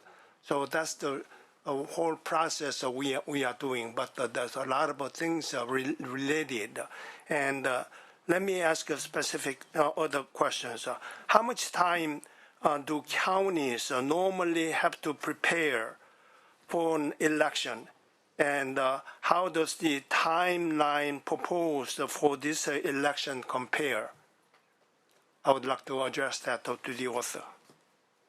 There are many statutory changes that you can find in the committee analysis that address what we needed to make happen based off of the conversations with the Secretary of State, and those are all outlined in pages 3 through 7. Okay, next question. So we are reducing the time the voters have to decide whether they want to amend to do this. Is there concern that you are depriving the voters of adequate time to educate themselves on their major constitutional issues? Again, the bill before us today is making sure we make the statutory changes to call for a special election on November 4th and to ensure that there is a June primary. Oh, okay. Now, will the maps be on the actually will be physically on the ballot? Again, that is a question you can ask the relevant author of the next item on file. Because if that is not visibly, physically available for all those who will be voting on, and if you refer to online, there are so many people who would not have any online access or no Wi-Fi, and that's what I hear, that remote areas, countryside, rural areas would not have access to internet. So how are we gonna compensate that the lack of knowledge people will be asked to vote on? Again, there has been a public portal for voters to look at for a number of days now, and they'll have several months, 2.5 months before the election, to take a very thorough review on what they will make a decision on November 4th. Election, the portal that I mentioned, that not everybody I hear, that many times that the Vice Chair, there will also be a voter guide that goes out to every single voter in the state. Will that the voter guide have all the maps and the entire district, the Congressional District 52 maps will be on the ballot voter guide? The voter guide will have all the information as it pertains to the election. Now I'm asking the maps. Again, the voter guide will have all the information as it pertains to the election, so a voter can make a very thorough decision November 4th. No, okay. Educated decision on November 4th. Oh, okay. Now, It will have the detailed information on the maps that we are discussing and what will be up for discussion on the next file item. okay. Let me ask next question. The special election is estimated to cost the taxpayers upward of $250 million. With the state facing $12 billion deficit, there is money. Where is the money going to come from to pay for this? The election is going to cost as much as a new ballroom that Trump is proposing in the White House. That is $200 million. Approximately, that will be given to the Secretary of State and the county registrars to administer the election. So that is a good idea in the mid-decade special election when we face that kind of $12 billion, the general fund, $250 million will be spent for this, to me, unnecessary election. Again, $200 million we believe is a drop in the bucket in comparison to the federal funding that we would get back that we are losing today, $5 to $10 billion in federal funding that we're losing in California. Okay, and there will be $250 million.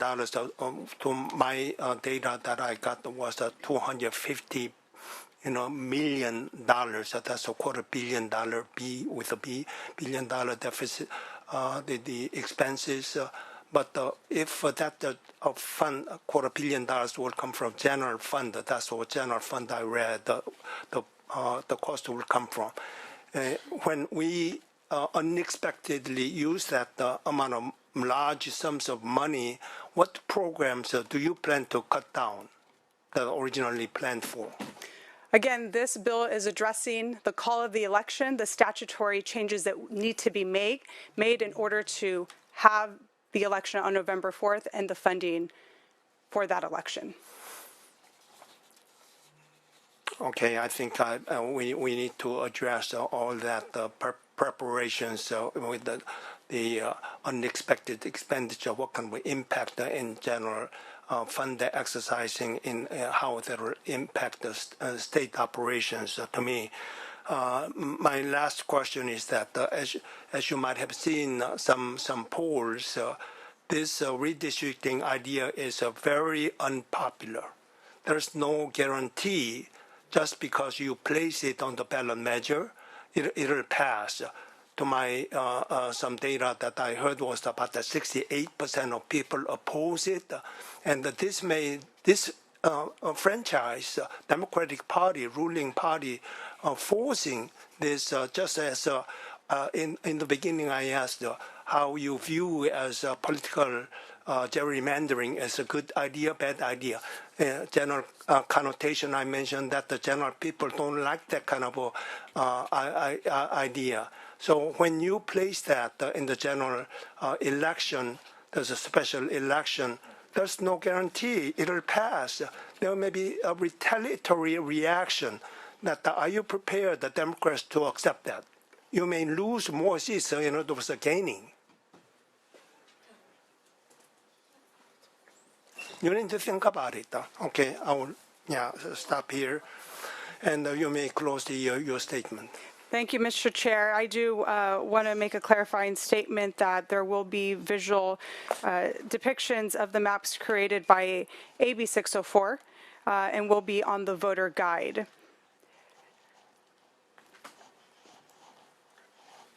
In my closing, the bill before you today, SB 280, this is a response, a direct response to Trump's election rigging scheme, and this is an emergency for our democracy. This bill today holds an election to give California voters a voice, that Texas Republicans are denying Texans. Let's let California voters have a say at the ballot box. And SB 280 will call for the election and the administration of that election. And I respectfully ask for an aye vote. Okay, as far as I know, that is not the vote. Today, that is. I will ask for your support as it gets out. Yeah.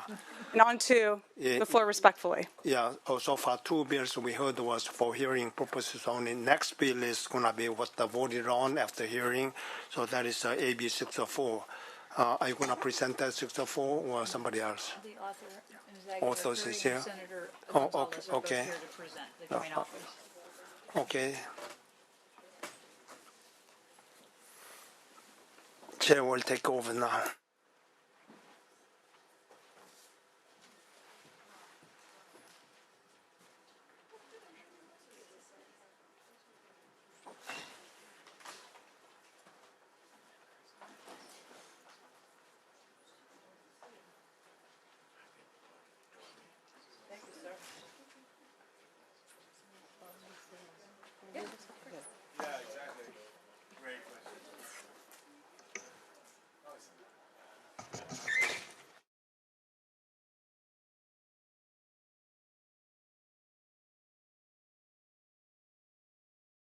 Thank you. We will now adjourn the informational hearing and we will move on to the next file item.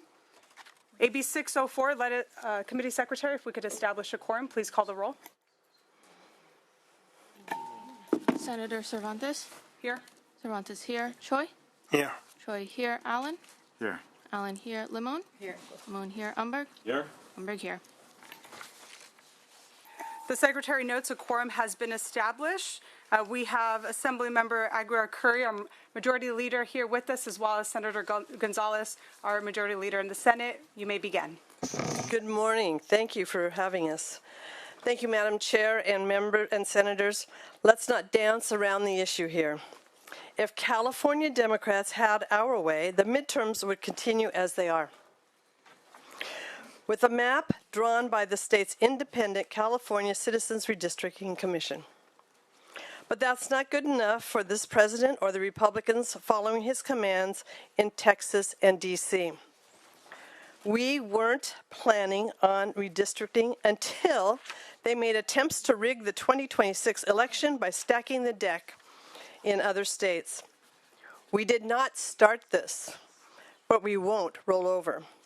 This bill lays out the new congressional districts only if voters pass ACA 8.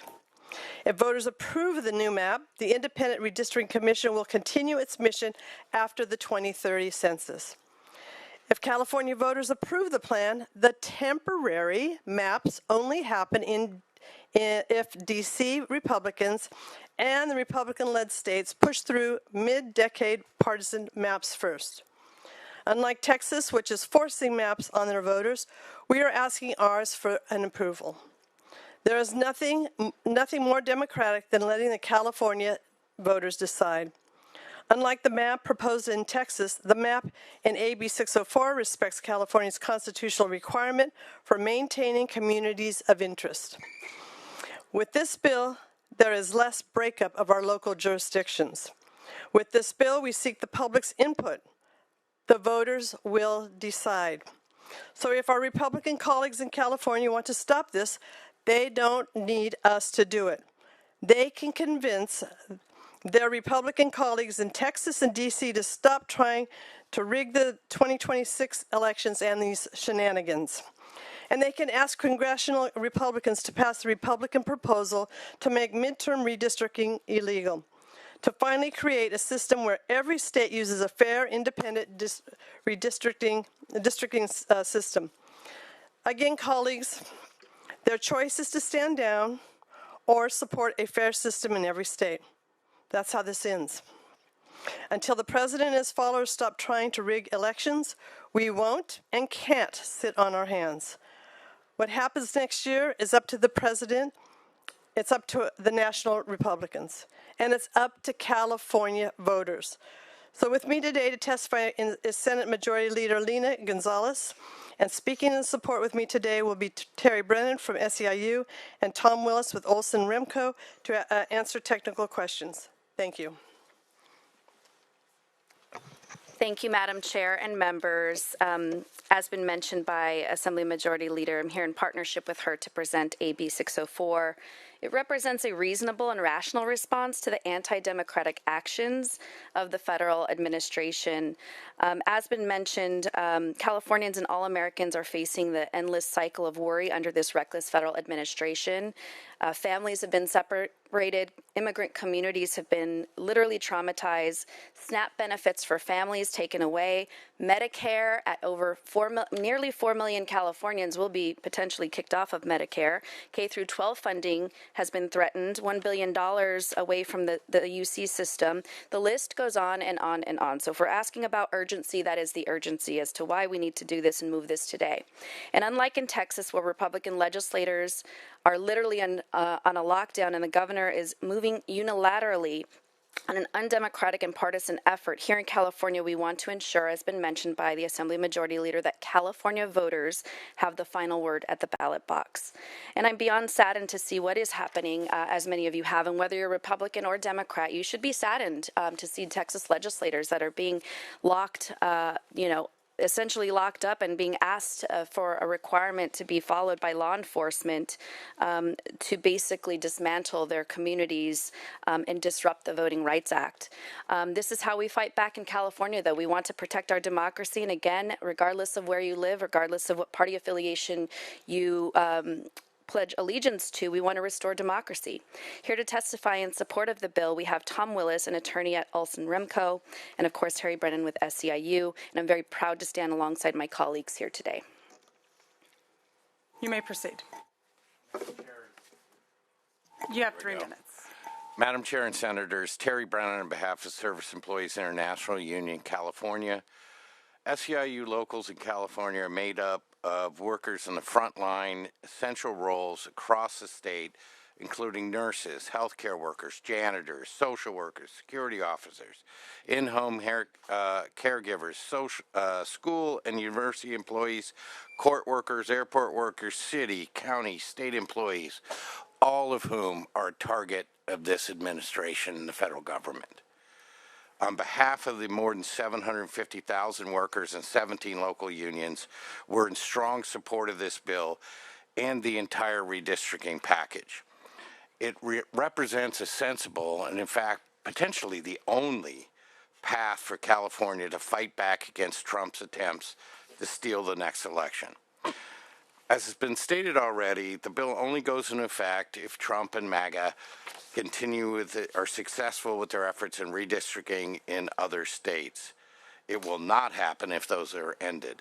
While SEIU wouldn't have chosen this path had the other states not acted to redistrict in the midterm, we're proud that California is responding. We are not just going to sit here and let Texas and Trump manipulate our democracy. Unlike Texas, which obliterated their current congressional district in drafting their maps, California's reinforces their commitment to our democracy and the vote for every California. The maps proposed in Assembly Bill 604 build upon the work of the Redistricting Commission and keep the majority of districts established by the Commission intact. The plan you will get to vote on, and the voters will get to vote on in November, was created using the traditional redistricting criteria consistent with the State Commission criteria and the Fair Maps Act, but with the additional criteria of improving partisan gains in response to the Texas and other states conducting mid-decade redistricting. Using objective metrics, the districts maintain and even in some cases improve district compactness compared to the existing commission maps.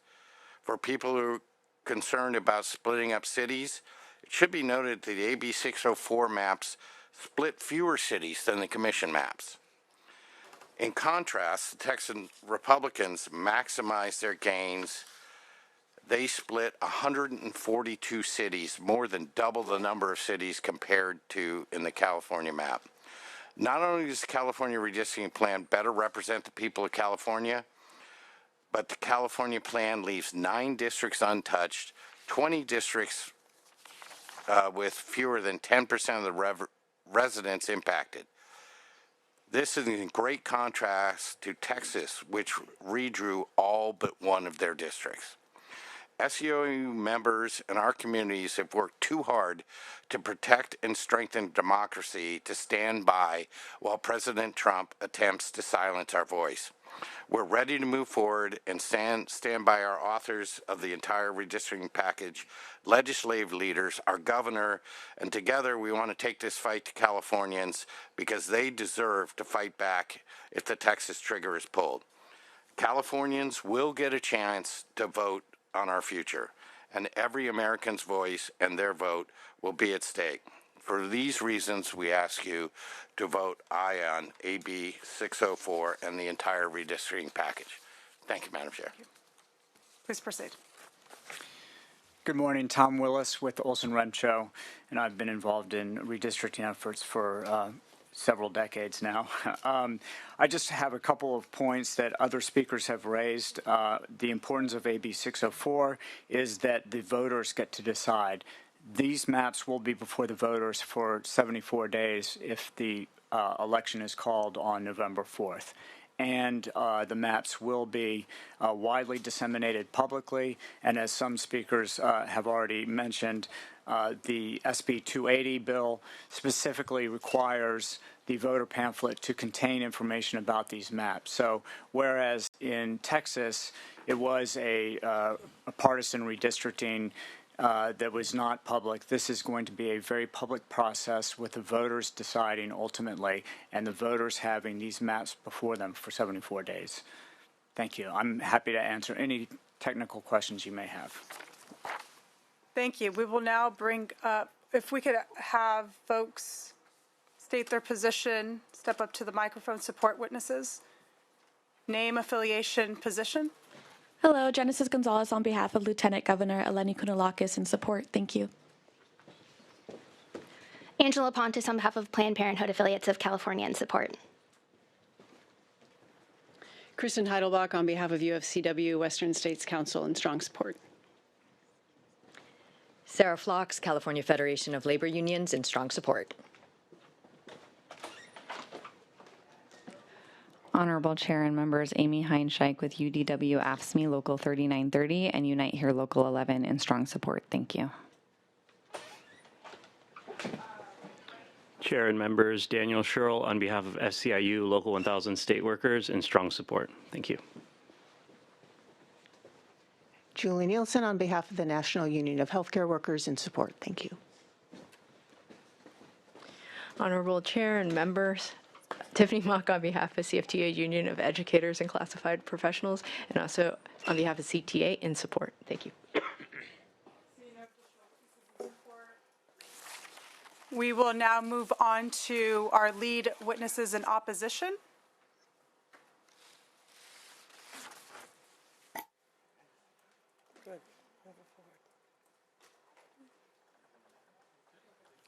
Okay, well then why don't we ask for any other additional witnesses in opposition in the hearing room or outside the hearing room?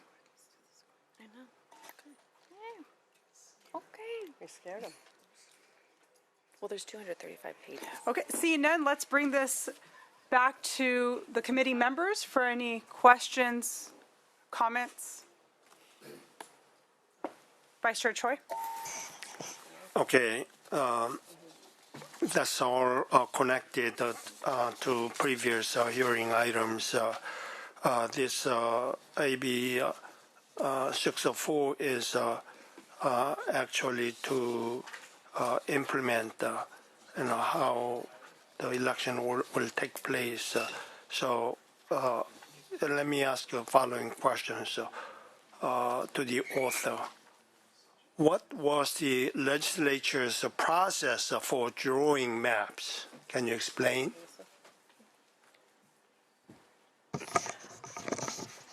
We're in the process right now of drawing the maps. So we have examples that are out there right now. And we just got the information out to everyone yesterday. And so we have 74 days to follow up.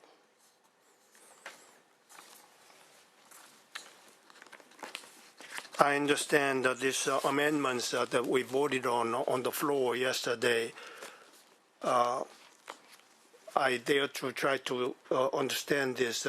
I took them, but these are all thousands of precincts and numbers.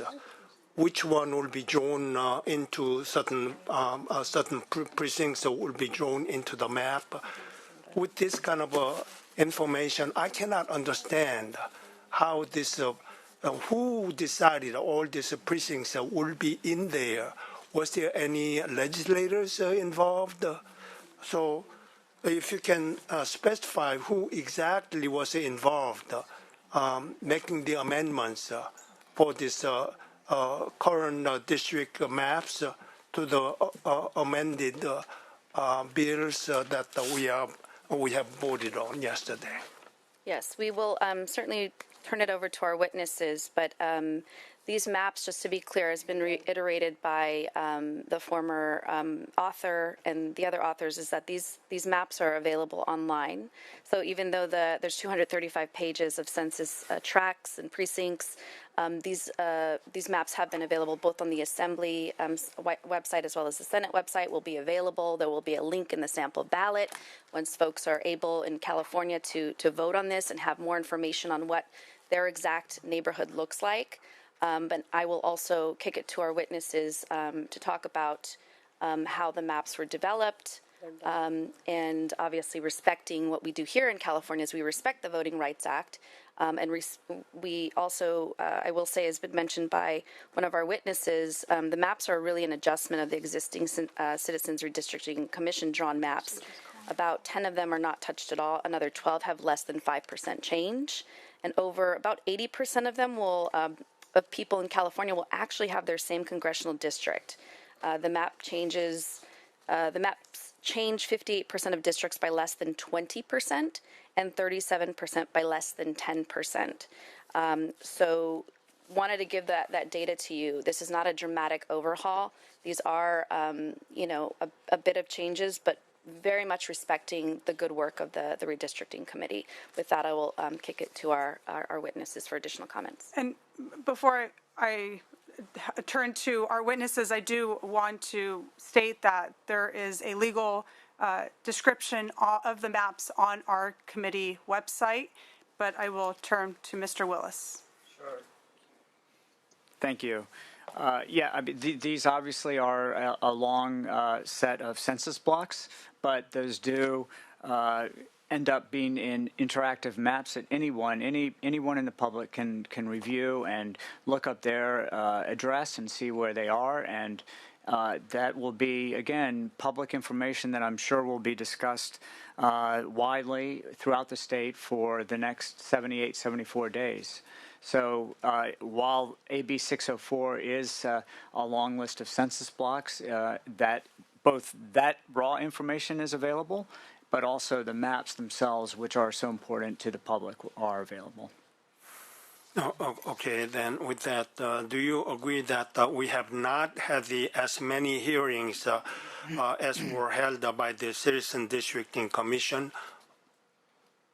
Well, I would say that the Citizens Redistricting Commission, as I understand it, their final map is only shown. I mean, obviously, we are supportive of the CRC and the Redistricting Commission and what they did historically, but ultimately, their final map is only publicly available for 14 days, and this map will be publicly available for 74 days. So again, this is a map that the voters will be asked to review and approve.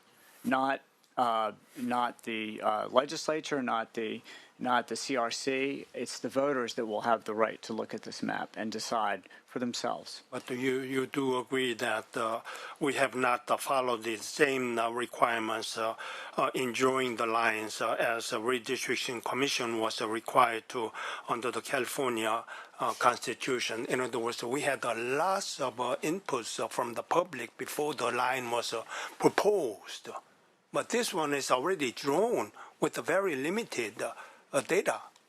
Well, again, the voters will have they will have a long period of time to review those very, very carefully and determine how important that is to Election them. process is not adjusting the district. Either you vote, or either give the blessing, or not. That's about what the voters will have a choice. I'm talking about the process, how this proposed map was presented.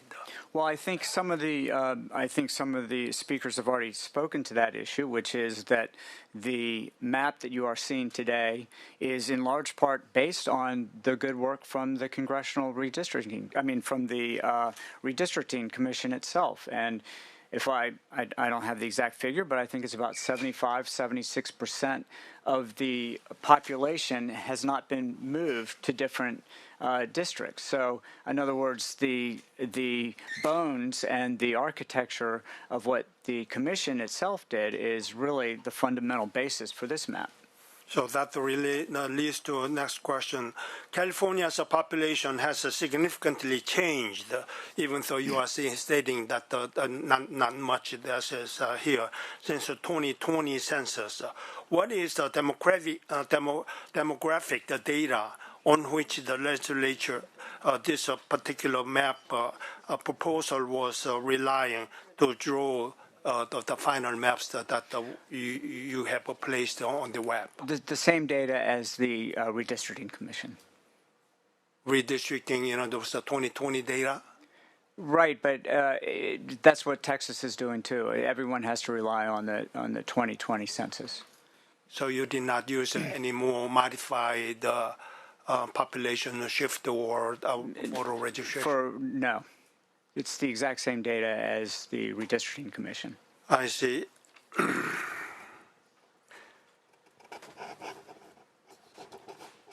And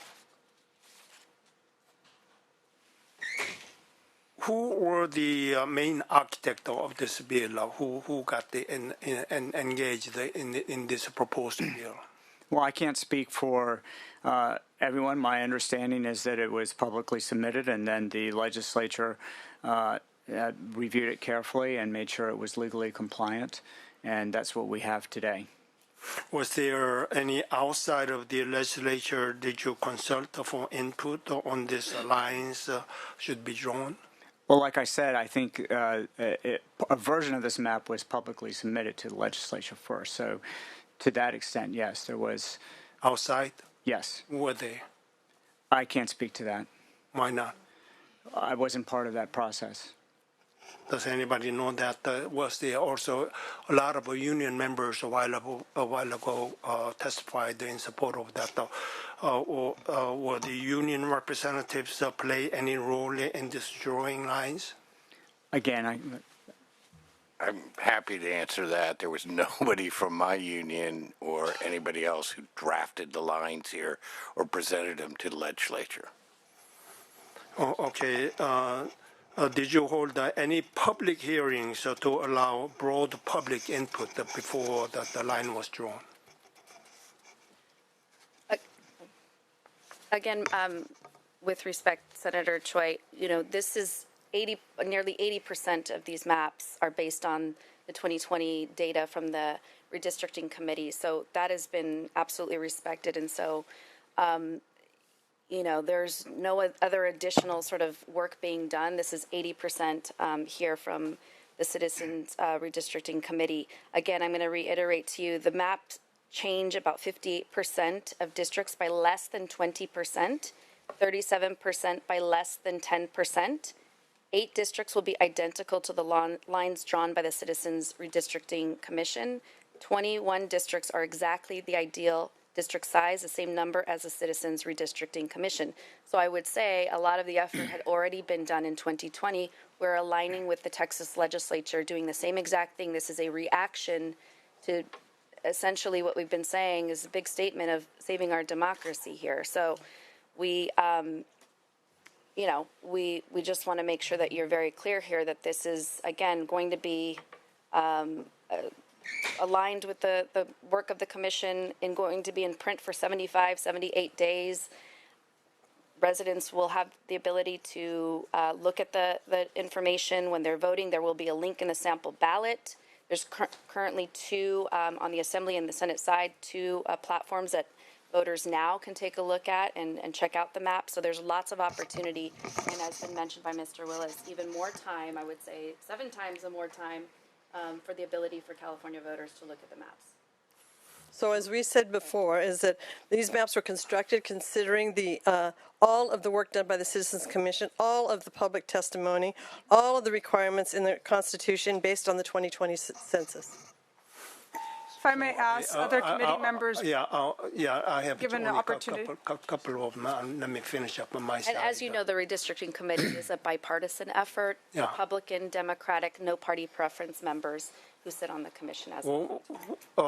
Obviously, the final map was proposed, and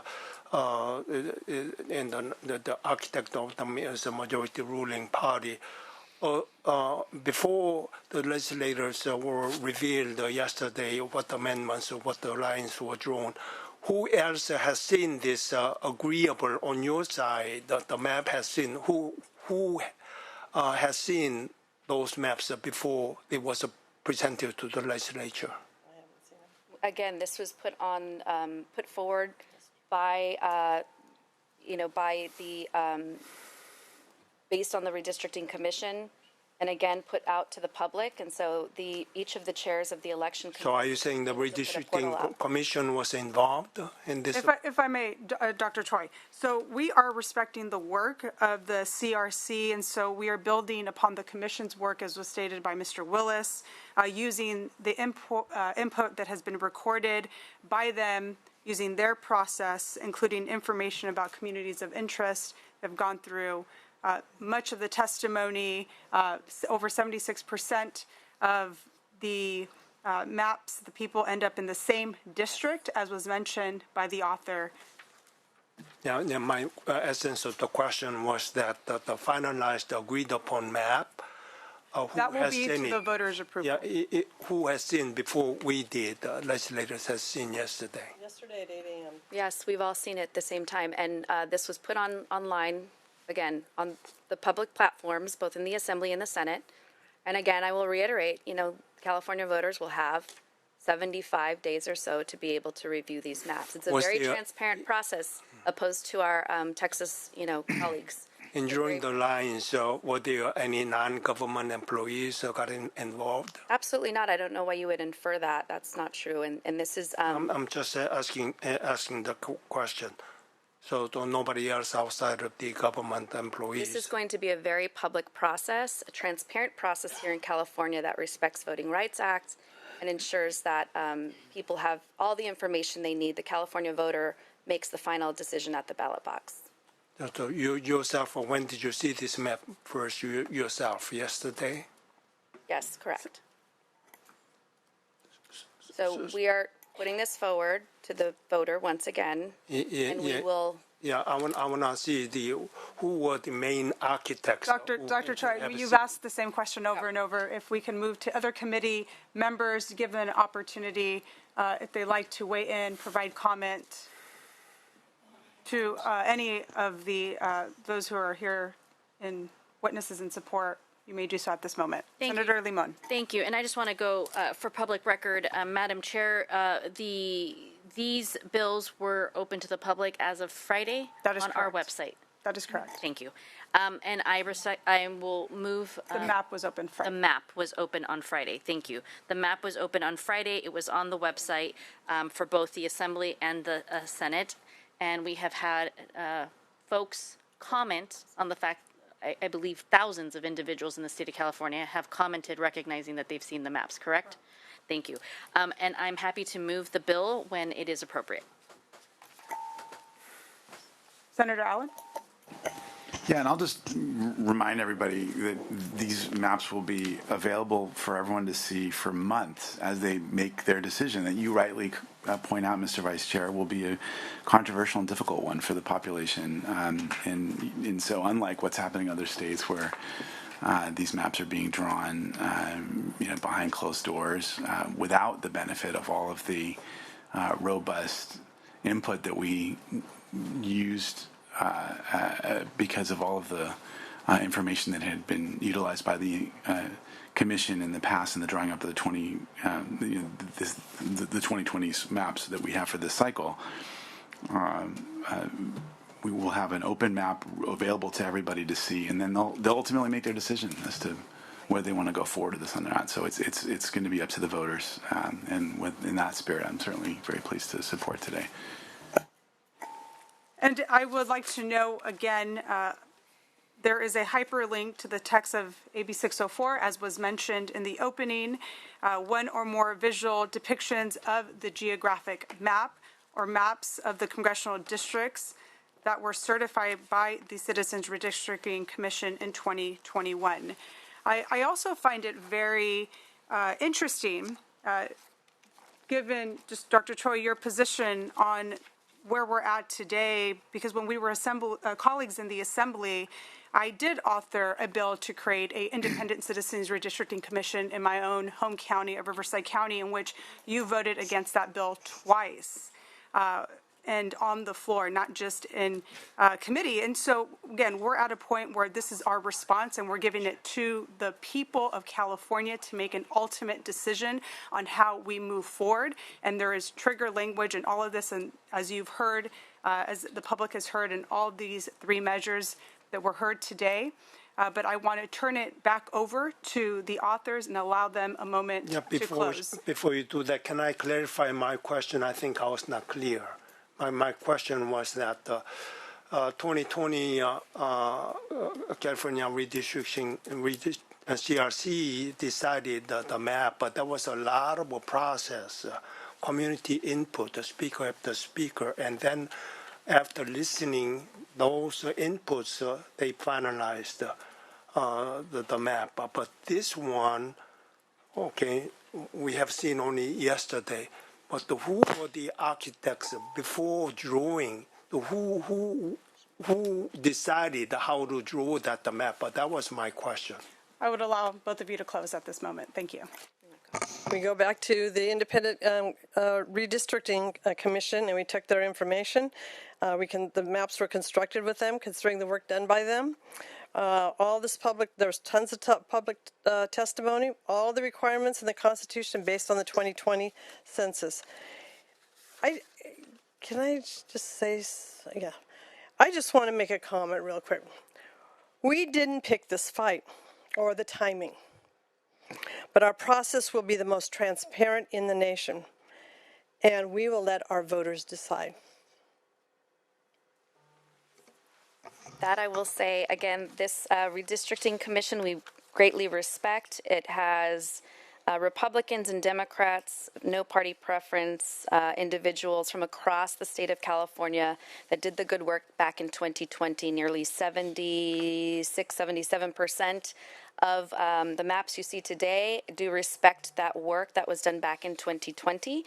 And I would say that, again, what the urgency is for us today is the fact that we've got billions of dollars that are hanging over our heads to protect our Californians, the most vulnerable families, immigrant communities, children. I mean, there's so many items that the Trump administration is dangling over our head in California, targeting us just for being Californian. And so for that, I respectfully ask for an aye vote on this bill. Thank you. The measure has been moved by Senator Limon. The motion is due pass to the Committee on Appropriations. Secretary, please call the roll. Senator Cervantes? Aye. Cervantes, aye. Choi? No. Choi, no. Allen? Aye. Allen, aye. Limon? Aye. Limon, aye. Umberg? Yeah. Yes. Umberg, aye. It's a good one. Isn't it a good one? 4-1, that measure is out. Thank you to all the individuals who participated today. If you were not able to testify today, please submit your comments to the Senate Committee on Elections and Constitutional Amendments. The Senate Elections Committee is now adjourned. Thank you.